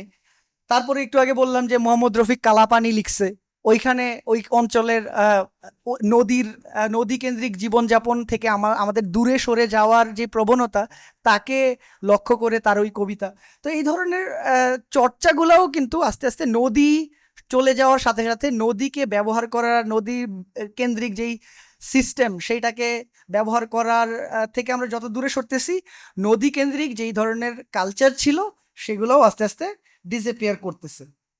তো এইটা একটা বড় ধরনের ব্যাপার। এই কারণে আমি আসলে আমার যেই হেডলাইনটা ছিল ওইখানে আমি হচ্ছে এই যে লোকাল বিভিন্ন স্পিসিসের, নন হিউম্যান স্পিসিসের যে ধ্বংসাবশেষ ঘটতেছে, ধ্বংস হচ্ছে, বিভিন্ন এগুলোতে চলে যাচ্ছে, সেই কারণে, এবং হচ্ছে তার বিপরীতে কি আসতেছে আমরা দেখতেছি, খুবই ইনভেসিভ সাকার ফিশ আসতেছে আমাদের নদীতে। তো এগুলো আসলে কোত্থেকে আসছে, এই ধরনের ফরেন ব্রেইড যেগুলো হচ্ছে গিয়ে ছিল না, সেগুলো কোত্থেকে আসতেছে।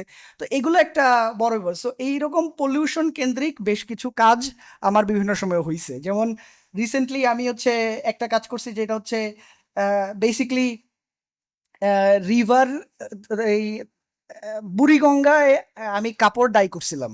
সেটার রিজনটা এটা যে বুড়িগঙ্গা যে পরিমাণে ডাই ফেলা হয় এভরিডে, এবং এখানে দেখা যাচ্ছে যে আমি হচ্ছে গ্যাস মাস্ক পরে আছি। কারণ হচ্ছে আমি যখন এখানে নামছি, বুরবুর বুরবুর করে এমন সব গ্যাস, আমি জানিও না ওইসব কোন কোন গ্যাস বেরোচ্ছে, এবং তীব্র দুর্গন্ধে দাঁড়ানো যাচ্ছে না। এবং হচ্ছে ওইটার মধ্যে মানে পেছনে দেখা যাচ্ছে এই কালার কিন্তু এভরি 2 আওয়ার্স চেঞ্জ হয়। মানে পুরো শিল্প এলাকার, বুড়িগঙ্গার আশপাশে, স্পেশালি ওই যে আম,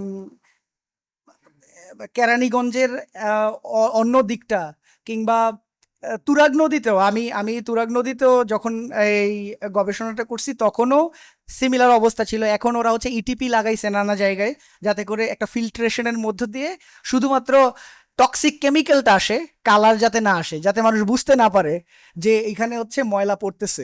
তো এই ধরনের হচ্ছে বিভিন্ন অ্যাক্টিভিটি এখানে করা। এবং পরিবেশ অধিদপ্তরে আমরা যখন গেছি, আমাদের পিছু নিছে লোক, কারণ ওরা পিছু নিচ্ছে আমাদেরকে, ভয় দেখে আমাদেরকে জিজ্ঞেস করতেছে যে আপনারা কোত্থেকে আসছেন, কেন আসছেন।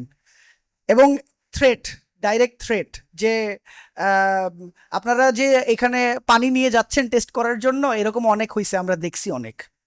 সো তাদের ধারণা হচ্ছে ওরা তো পরিবেশ অধিদপ্তরকে অলরেডি কনভিন্স করেই ফেলছে, প্রত্যেক মাসে মাসে ওরা তো একটা বড় টাকা অলরেডি দেয়, ওদেরকে কেউ কিছু করতে পারবে না। ফলে যারা বেসিক্যালি এটা নিয়ে কাজ করতে যায়, যে অ্যাক্টিভিস্টরা, কিংবা ধরেন এই ক্ষেত্রে আমি রিসার্চাররা, তারা সবসময় এক ধরনের থ্রেটের মধ্যেও থাকে, যেই পলিটিক্যাল, করাপ্টেড পলিটিক্যাল এনভায়রনমেন্ট আছে তার জন্য। তো এগুলো একটা বড় সমস্যার জায়গা আমাদের, যে আমরা আসলে কিভাবে এই সিচুয়েশন থেকে বাইরে হইতে পারি।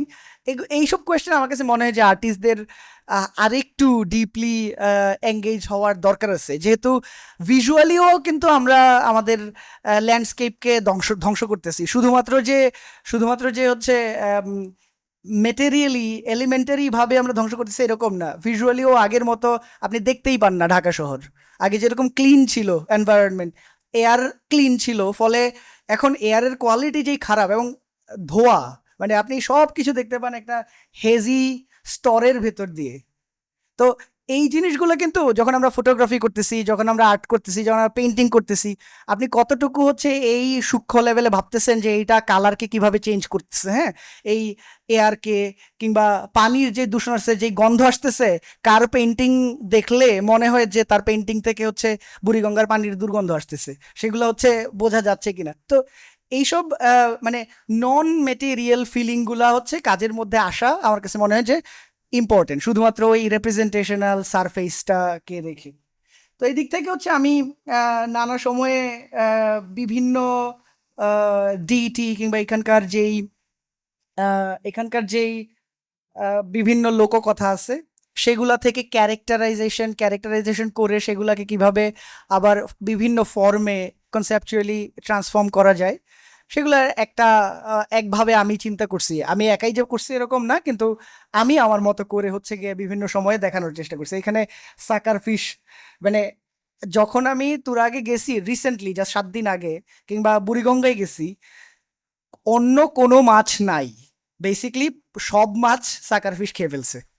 দ্যাট মিনস যে এখানকার যে লোকাল স্পিসিস আছে, সেই লোকাল স্পিসিস কমপ্লিটলি গন।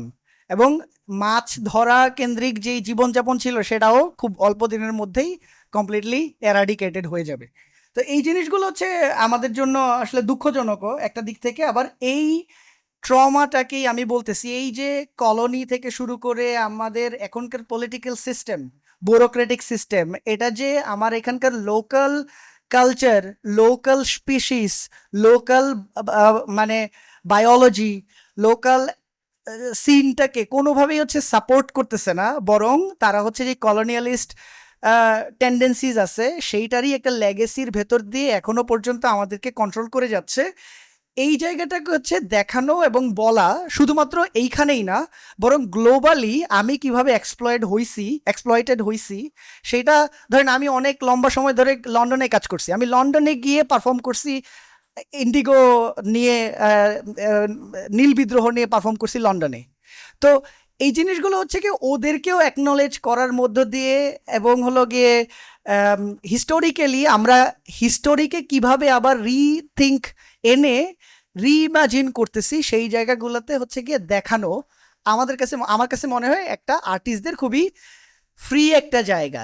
কারণ হচ্ছে সায়েন্টিস্টরা অনেক সময় বাউন্ড অনেক ধরনের ইমাজিনেশন করতে, সায়েন্টিস্টরা ফান্ডিং পায় এক জায়গা থেকে, ওই ফান্ডারের কথা না শুনলে ফান্ডিং বন্ধ করে দিবে। কিন্তু এই আর্টিস্টের ইমাজিনেশন বন্ধ করা খুব ডিফিকাল্ট এই দিক থেকে। হ্যাঁ, যদি না আমরা মানে ভাউচ করি যে ওকে আমি ওই আমাকে যে কলোনাইজ করেছে তার কথাই আমি শুনবো, যদি আমার মনে হয় যে ইউএস আমাকে টাকা দিলেই আমি আর্টটা করব, আর ইউএস টাকা না দিলে আর্টটা করব না, সেই ক্ষেত্রে, কিংবা ফান্ডার আমাকে টাকা দিলে আর্ট করব, তা না হলে করব না, সেই ক্ষেত্রে এটা হচ্ছে কি আমাদেরকে মেনে নিতে হবে। তার মানে আমরা ওই কলোনিয়াল যেই মাইন্ডসেট আছে সেটার মধ্যে স্টিল আছি। এবং এটা ঢাকায় যে অসংখ্য আর্ট প্রজেক্টের মধ্যে, অ্যাক্টিভিজমের মধ্যে, রাস্তায় গিয়ে কে দাঁড়াচ্ছে না, কার জন্য কে দাঁড়াচ্ছে, এগুলোর মধ্যে আমরা নানা সময়ে দেখতে পাই। হ্যাঁ, কার পারপাস সার্ভ হচ্ছে শেষ পর্যন্ত, এই জিনিসগুলো কিন্তু আর্টিস্টরা, আমাদের এখানকার যে লুম্পেন সোসাইটি আছে, সোশ্যাল অ্যাক্টিভিস্টরা আছে, তাদের মধ্যে কিন্তু ক্লিয়ারলি সেটা দেখা যায় নানা সময়। তো এগুলোতে আর্টিস্টদের আমার মনে হয় যে সচেতন থাকার দরকার আছে। মানে আমি এখনো পর্যন্ত আমার কাজ খুব বেশি দেখাই নাই আসলে, আমার যেগুলো কাজ এইটুকু পর্যন্ত বললাম হচ্ছে রিসার্চ নিয়ে। তো আমি ওগুলো হচ্ছে নানা সময়ে বিভিন্নভাবে হচ্ছে ইমপ্লিমেন্ট করছি। এই যে এতক্ষণ যে রিসার্চের কথা বললাম, এগুলো আবার ভিজুয়াল ওয়ার্কের মধ্যে আমি চেষ্টা করছি যতভাবে আনা যায় সেটাকে আনতে। তো এই যে এইখানে আম এইটার মধ্যে হচ্ছে এই যে ধরেন খুব সিম্পলি এই তিস্তা নদীর একটা পোরশনকে নিয়ে আমি হচ্ছে রিভার লাইনকে মেটালে ট্রান্সফর্ম করছি। যাতে করে হচ্ছে মানুষ যখন ইনস্টলেশন স্পেসের মধ্যে আসে, সে আরো ক্লোজলি মেটেরিয়ালটা ফিল করতে পারে। হ্যাঁ, তো ওইটার যেই মানে ডায়াগ্রামিক যেই কোয়ালিটি, সেই ডায়াগ্রামিক কোয়ালিটি থেকে সেটাকে হচ্ছে মেটেরিয়াল কোয়ালিটিতে ট্রান্সফর্ম করা। তারপর হচ্ছে এই যে তিস্তা ড্যামের মধ্যে আহ, এখানে দেখা যাচ্ছে যে টারবাইন, আমি যখন তিস্তা ড্যামের ভেতরে গেছি এই টারবাইনের সাউন্ড আমার কাছে খুবই মানে ক্রেজি ইন্টারেস্টিং লাগছে। কারণ হচ্ছে এটা ভো ভো একটা সাউন্ড করে, সেই ভো ভো সাউন্ডটা হচ্ছে মনে হয় যে সাইরেন বাজতেছে। তো আমি ওইখানকার সাউন্ড রেকর্ড করে এবং রিভার বেডের মধ্যে যে সাউন্ড আছে সেই সাউন্ডও ইনস্টলেশনের মধ্যে রাখছি, যাতে করে আমি ওই স্পেসটাকে ট্রান্সফর্ম করতে পারি, কিংবা একটা জায়গা থেকে আরেকটাতে আমি হচ্ছে নিয়ে যেতে পারি। আমি এই শোটা করছি লন্ডনে, ফলে আমার কাছে মনে হয়েছে যে আমি যদি তিস্তার এই সাউন্ডটাকে ওইখানকার মানুষজনকে বোঝাতে চাই, এটা সাউন্ড ছাড়া, এই ধরনের ইমমেটেরিয়াল বস্তু ছাড়া তো আমি তিস্তাকে উঠাই নিয়ে যেতে পারবো না ওখানে। তো how could I transport this experience of the Teesta in London? তো সেইটা একটা ওয়ে যে আপনি যখন মিডিয়াম বেস হয়ে যাচ্ছেন, তখন কিন্তু আপনার এই ইন্টারডিসিপ্লিনারি জায়গাগুলোতে কিংবা ইমমেটেরিয়ালগুলো কিভাবে হচ্ছে নিয়ে যাওয়া সম্ভব হবে, এই জিনিসগুলো হচ্ছে একটু লিমিটেড হয়ে যায় তখন। মানে বিভিন্ন ধরনের এক্সপিরিয়েন্স, এই যে আমরা একটু আগে গন্ধের কথা বললাম, একটু আগে বাতাসের মধ্যে দূষণের কথা বললাম, এগুলো অনেক ইমমেটেরিয়াল এক্সপিরিয়েন্সেসের ভেতর দিয়ে আমরা যাই। সেই ইমমেটেরিয়াল এক্সপিরিয়েন্সগুলো কিভাবে হচ্ছে মেটেরিয়ালি ট্রান্সলেট করা যায়, সেই জায়গাটা হচ্ছে বলা কিংবা বোঝা। তো এইখানে যেই টারবাইনটা আছে, এই টারবাইনের 100 গুণের 1 গুণ দিয়ে হচ্ছে আমি এইখানকার টারবাইনের ডিজাইনটা বানাইছিলাম। তো এই ধরনের ফরেনজিক কাইন্ড অফ রিসার্চ কিংবা মানুষকে খুব ক্লোজ এক্সপিরিয়েন্স দেওয়ার এক ধরনের ইন্টারেস্ট আমার কাজকে অনেক সময় ডিকটেট করছে নানাভাবে। তো এই ম্যাপ থেকে আরেকটা যেটা হয়েছে যে এই যে অনেকেই হয়তো দেখছেন আর্ট সামিটে আমার এই কাজটা ছিল, তার একটা অংশ ছিল আর কি। আর এরপরে আমি অনেকবার এই কাজটা বিভিন্নভাবে বিভিন্ন সেট আপে করছি। আহ, এই ড্রয়িং গুলা মূলত ওই যেই ব্লু প্রিন্টটা দেখছেন, আর্কিটেকচারাল ব্লু প্রিন্ট, তার যেই ফ্র্যাগমেন্ট আছে সেইটার এডিফাইসেস, মানে হচ্ছে ওইটার যে ছোট ছোট ছোট ছোট পার্ট আছে, ধরেন এই যে একটা গোল পার্ট, এইটা নিছি এক জায়গা থেকে, তারপর হচ্ছে এইখানে এরকম একটা কার্ভ আছে, কার্ভ লাইন আছে, সেটা নিছি এক জায়গা থেকে। এরকম বেশ কয়েকটা ড্যামের ডিজাইন থেকে ছোট ছোট পার্ট নিয়ে আমি হচ্ছে এই স্ট্রাকচারগুলার ড্রয়িং নিয়ে সেটাকে 3D ফর্মে ট্রান্সলেট করছি। এবং সেটা কি হয়েছে যে ড্যাম যদি আমরা চিন্তা করি, একটা বিশাল খুবই প্যাট্রিয়ার্কিক কংক্রিট একটা স্ট্রাকচার, সেটাকে আমি এই লোকাল ক্রাফটম্যানের যে টাইডাই মেটেরিয়াল, খুবই হালকা, আবার লোকাল পিপল যেই ধরনের শাড়ি জামা কাপড় পরে সেই জামা কাপড় দিয়ে ট্রান্সফর্ম করছি। তার মানে হচ্ছে কি, প্যাট্রিয়ার্কির যে শক্তিমত্তা সেইটাকে আমি চেষ্টা করছি অনেক হালকা করে দেওয়ার এখানে। এটা একটা, মানে কিভাবে ওই শক্তিমত্তাকে সামহাও অল্টার করা সম্ভব হয়, অনেক ওয়ে থাকতে পারে, আমি এই ওয়েতে করছি আর কি। তো সেইটা একটা ওয়ে। তার তার উপরে হচ্ছে যে লোকাল পিপলের এজেন্সি, কিংবা এই রিভার বেডে যারা বসবাস করে তাদের এজেন্সি কিভাবে মোর ইম্পর্টেন্ট হইয়া সামনে আসতে পারে rather than the architecture of this dam itself. এই জায়গাগুলোতে হচ্ছে কি আমি ভিজুয়ালি, ওই যে ভিজুয়াল ন্যারেটিভের জায়গায় আমি চাইছি কন্ট্রিবিউট করতে।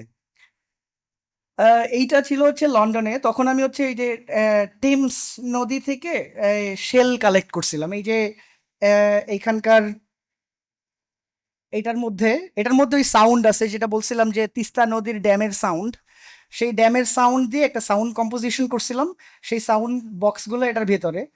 এবং সেইটাকে আমার সলভ করার জন্য আমি হচ্ছে কিছু বেইস বানাইছিলাম। এই বেইসগুলো বানাইছিলাম হচ্ছে গিয়ে ওই টেমস নদীর থেকে রিভার শেল কালেক্ট করে।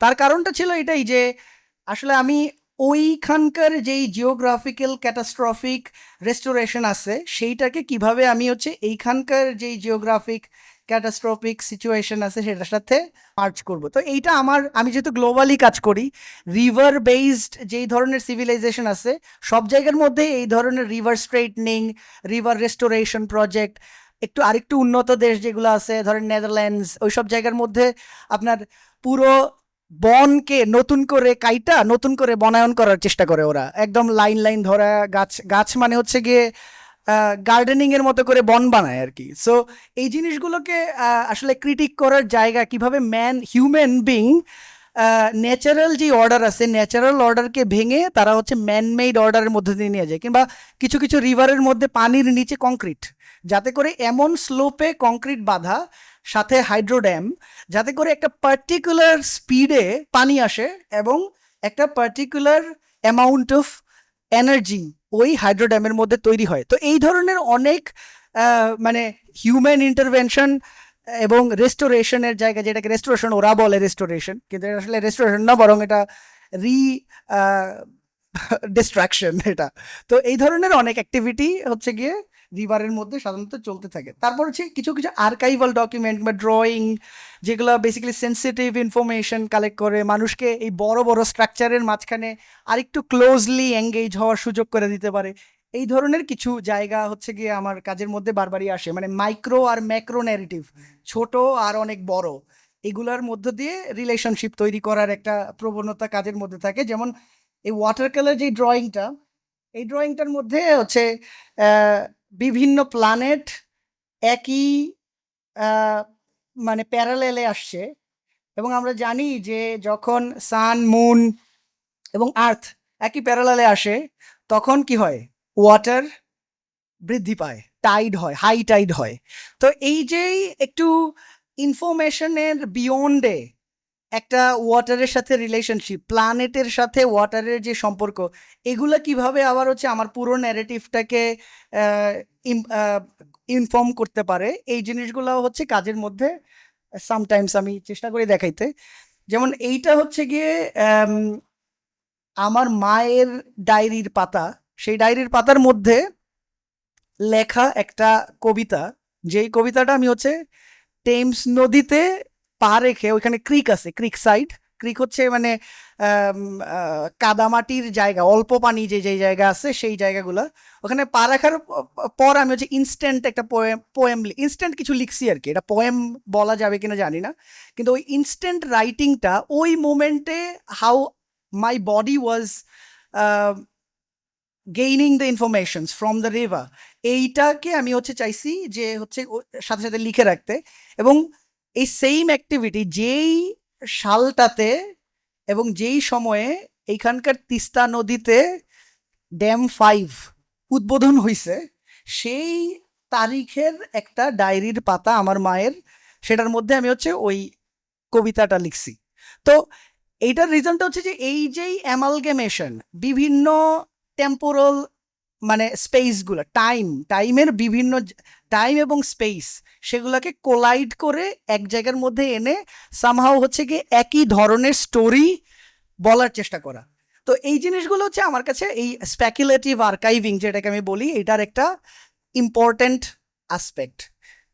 তো ঠিক একই রকম ভাবে আমি হচ্ছে আরো কিছু কাজ করছি, যেমন এটা জার্মানিতে সেকেন্ড ওয়ার্ল্ড ওয়ারের আগে খালি হয়ে যাওয়া একটা কোল মাইন, একদম ভ্যাকেন্ট একটা কোল মাইন ছিল, এবং সেটা 2019 সালে কলাপস করে, হেভি রেইনফলের কারণে কলাপস করে, এবং হচ্ছে কি প্রায় প্রচুর পোল্যান্ড, সুইজারল্যান্ড আর হচ্ছে জার্মানি, এই 3টা বর্ডারের মধ্যে বিশাল একটা ল্যান্ডস্লাইড হয়। আপনি নেক্সট ইমেজের মধ্যে দেখতে পাবেন এখানে বিশাল ল্যান্ডস্লাইড হয়ে বিশাল একটা গ্রাম পানির নিচে তলায় যায়।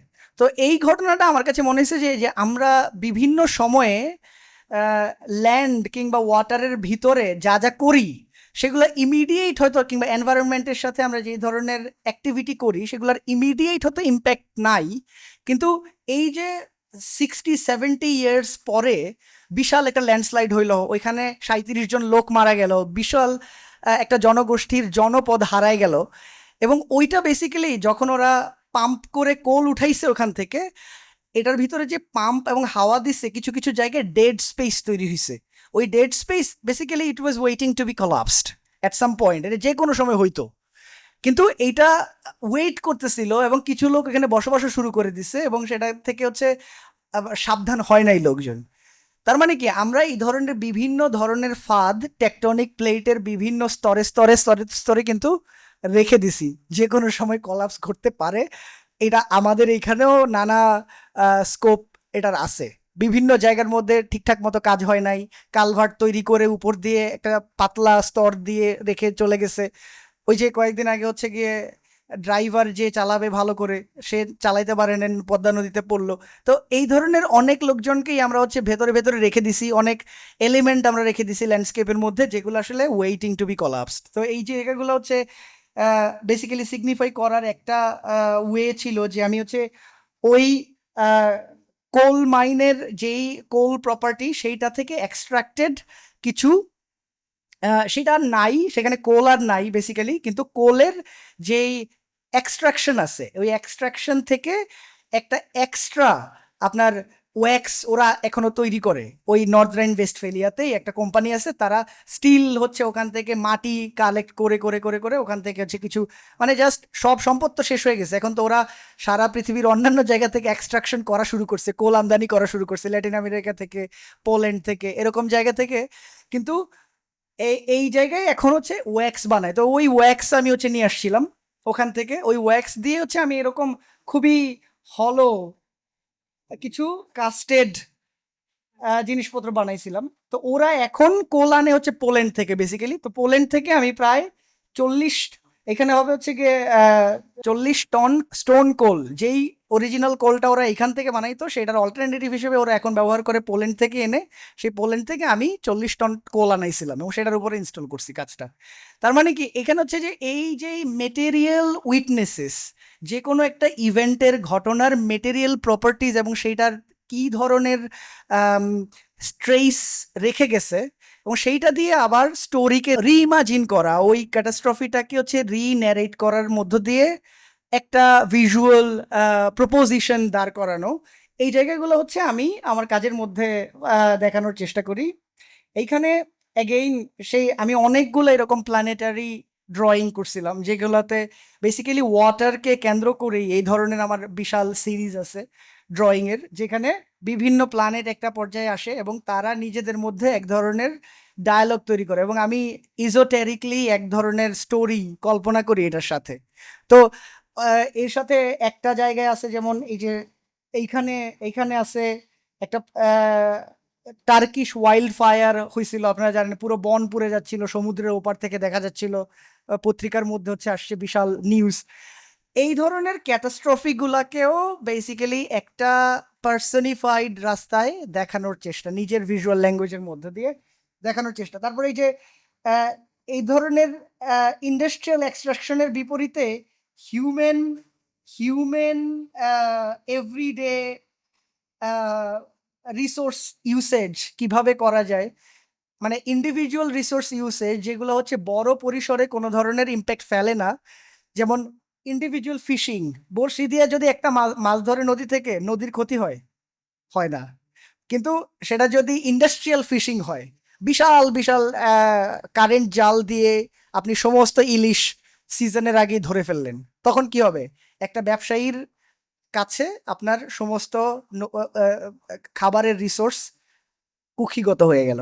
তো এই ধরনের মানে খুবই মাইল্ড প্রপোজিশন গুলো কাজে মতো, যেমন এখানে আমি তখন যেহেতু কোলের ব্যবহার এনভায়রনমেন্টালি নট ফ্রেন্ডলি, সেই জায়গা থেকে আমি এখানে পুরো ওয়ালগুলো হচ্ছে মাড দিয়ে দেখাইছিলাম, মানে একটা হিউম্যানের জন্য কিংবা এখানকার লোকাল যে ধরনের আর্কিটেকচারাল মেটেরিয়াল প্রপোজিশনস আছে, সেই প্রপোজিশন গুলাকেও হচ্ছে এক জায়গায় রাখা এবং এই কমপ্লেক্স মাইক্রো ম্যাক্রো ন্যারেটিভগুলো নিয়ে স্পেসের মধ্যে প্লে করার চেষ্টা।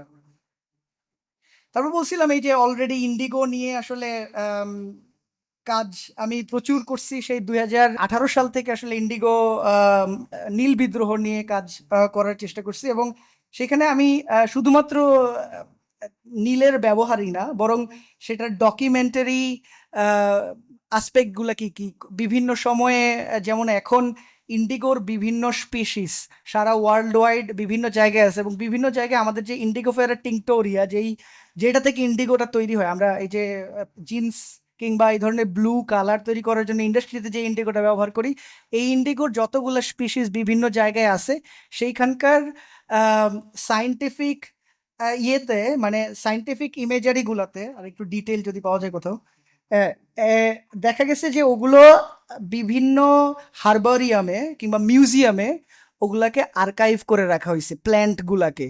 তো ওই প্ল্যান্ট আর্কাইভে আমি গিয়ে ওখানকার সারা ওয়ার্ল্ডের বিভিন্ন আর্কাইভ, বড় বড় আর্কাইভ থেকে আমি হচ্ছে এইরকম আর্কাইভগুলো কালেক্ট করে সেগুলাকে কাজের মধ্যে আনার, এবং আহ, আমি যেহেতু ইন্ডিগো নিয়ে নিজেকে ভাবি যে আমি হচ্ছে ডিসেন্ডেন্ট অফ দ্য মানে ইন্ডিগো রিভল্টার্স, তো আমি হচ্ছে নিজের ওই রিক্লেমেশনের জায়গাটা এই কাজের ভেতর দিয়ে হচ্ছে নানাভাবে প্রপোজ করছি। এর মধ্যে হচ্ছে পারফরমেন্স করা, ইন্ডিগো নিয়ে এটা একটা যেমন ছিল, পুরোটার মধ্যে আমি হচ্ছে একটা ড্রয়িং করতেছিলাম ইন্ডিগোতে ভিজায়া, আমি এরকম স্পিড করতেছিলাম কন্টিনিউয়াসলি, হচ্ছে গিয়ে ধাক্কা দিচ্ছিলাম, এবং ধাক্কার মধ্যে দিয়ে স্ট্রেইট লাইন তৈরি হচ্ছিল, মানে এইটা হচ্ছে রাবারের একটা ব্যান্ড, যে রাবার ব্যান্ড দিয়ে আমি হচ্ছে এখানে ড্রয়িং করতেছিলাম, এবং এই রোলের মধ্যে, স্ক্রলের মধ্যে ওই ড্রয়িং যা ছিল, তো স্ক্রল অ্যাজ এ মিডিয়াম সেটাকে কন্টেম্পোরারি ভাবে রিইনভেন্ট করা, পারফরমেন্সের মধ্যে ব্যবহার করা, সেটা কিভাবে করা যায় তার একটা এক্সপেরিমেন্টেশন ছিল। তার সাথে সাথে ইন্ডিগো ম্যাটেরিয়ালটাকে ব্যবহার করে সেখানে হচ্ছে ইন্ডিগো হুইপের যেই সাউন্ড, মানে এই যে কলোনিয়াল, আপনারা যদি নীল দর্পণ নাটক দেখে থাকেন কিংবা সিনেমা দেখে থাকেন, ওইখানে একটা জায়গায় আছে যে ব্রিটিশ লর্ড এসে ইন্ডিগো ওই তিন কাঠিয়া মানতে নারাজ বলে ওকে হচ্ছে হুইপ দিয়ে, চাবুক দিয়ে পেটানো হচ্ছে। তো এই জিনিসগুলো হচ্ছে কি ঘটছে, এবং ওই সাউন্ডটাকে ওইখানে হচ্ছে নিয়ে আসা, এই যে এই স্প্লিন্টের মধ্য দিয়ে সাউন্ডটাকে নিয়ে আসা, এবং তার সাথে সাথে আমার কাজটা ছিল যে আহ, নীল দর্পণ থেকে আহ, কয়েক লাইন পড়া নানা সময়। তো লাইনগুলো অনেকটা এরকম ছিল: নীলক্ষেত্রে জ্যেষ্ঠ ভ্রাতা হলেন পতন, পতিপুত্র শোকে মাতা, হয় হয় পাগলিনী, সহস্তে করেন বধ সুরলা কামিনী, আমারও বিলাপমার জ্ঞানেরও সঞ্চার, একেবারে উথলিল দুঃখ পারাবার। শোকশুলে মাথা হলো বিষবিড়ম্বনা, তখনই মলেনা মাতা কে শোনে সান্ত্বনা। কোথা পিতা কোথা মাতা ডাকি আনিবার, হাস্য মুখে আলিঙ্গন করো একবার। জননী জননী বলে চারিদিকে চাই, আনন্দময়ী মূর্তি দেখিতে না পাই। মা বলে ডাকিলে মাতা অমনি আসিয়ে, বাছা বলে কাছে লন মুখ মুছায়ে। অপার জননী স্নেহে কে জানে মহিমা, বনে বনে ভীত মনে বলি মা মা মা। তো এরকম হচ্ছে পালা গানের ভেতর দিয়ে হচ্ছে তখন বেসিক্যালি এই নাটককে মানুষের মধ্যে পৌঁছায় দেওয়া একটা খুবই রেজিস্ট্যান্ট, এমন একটা রেজিস্ট্যান্ট ছিল বিকজ ওই সময় আসলে পত্রিকা কমপ্লিটলি ব্যান করে দিছিল ব্রিটিশরা। ফলে একমাত্র উপায় মানুষের কাছে ইন্ডিগো ফার্মারদের উপর যে অপারেশন হচ্ছে এটা জনমনে এটার ভিত তৈরি করার একমাত্র উপায় ছিল এই পালা গানের মধ্য দিয়ে, নাটক মঞ্চায়নের মধ্য দিয়ে। দীনবন্ধু মিত্র তখন হচ্ছে এটা করে, এবং এই 1860-তে দীনবন্ধু মিত্রের এই নীল দর্পণ নিষিদ্ধ হয়েছে, সেই কারণে ব্রিটিশরা সেটাকে নিষিদ্ধ করছেন। তো এই জিনিসগুলো হচ্ছে কি আবার রিমার্চ করা এমন এমন কনটেক্সটে যেখানে হচ্ছে আপনি জানেন যে আপনি হচ্ছে মানে এমন একটা জায়গায় দাঁড়ায় আছেন যে কলোনি ওইখানে আছে আপনার সামনে। তো এই কাজগুলো হচ্ছে সামহাও আমার কাছে মনে হচ্ছে যে ইম্পর্টেন্ট। নানাভাবে হচ্ছে গিয়ে বিভিন্ন সেট আপে সেটা আমি করছি।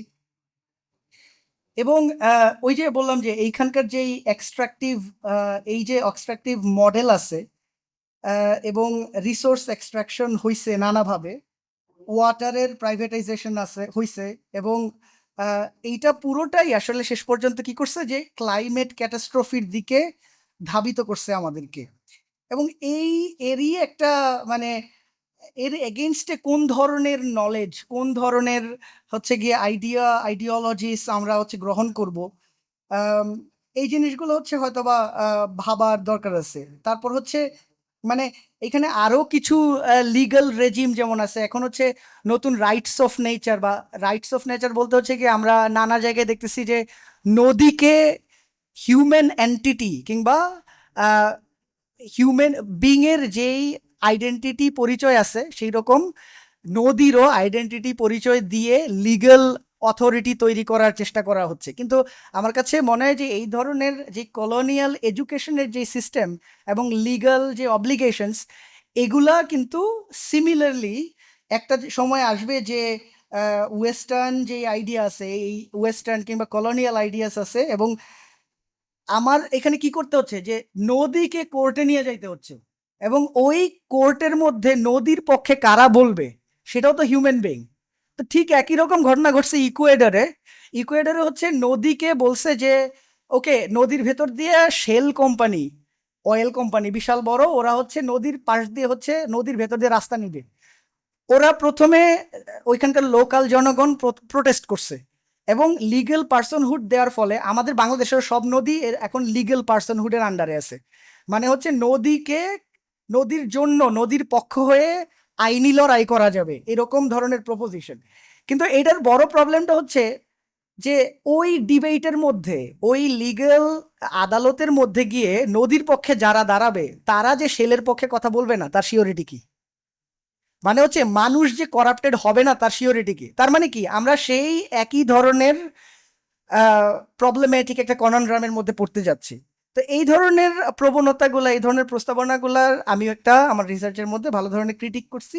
সেইটার বিপরীতে মানে এই ইমেজটা এমনি সিম্বলিক্যালি রাখছি যে এখানে আসলে নদীর ভেতরেই আমাদের ওই মনস্টারগুলো আছে, যেটাকে আমরা লিগ্যাল পার্সনহুড বলতেছি কিংবা আইনি ভিত্তি দেওয়ার চেষ্টা করতেছি এই ন্যাচারাল এন্টিটি গুলাকে।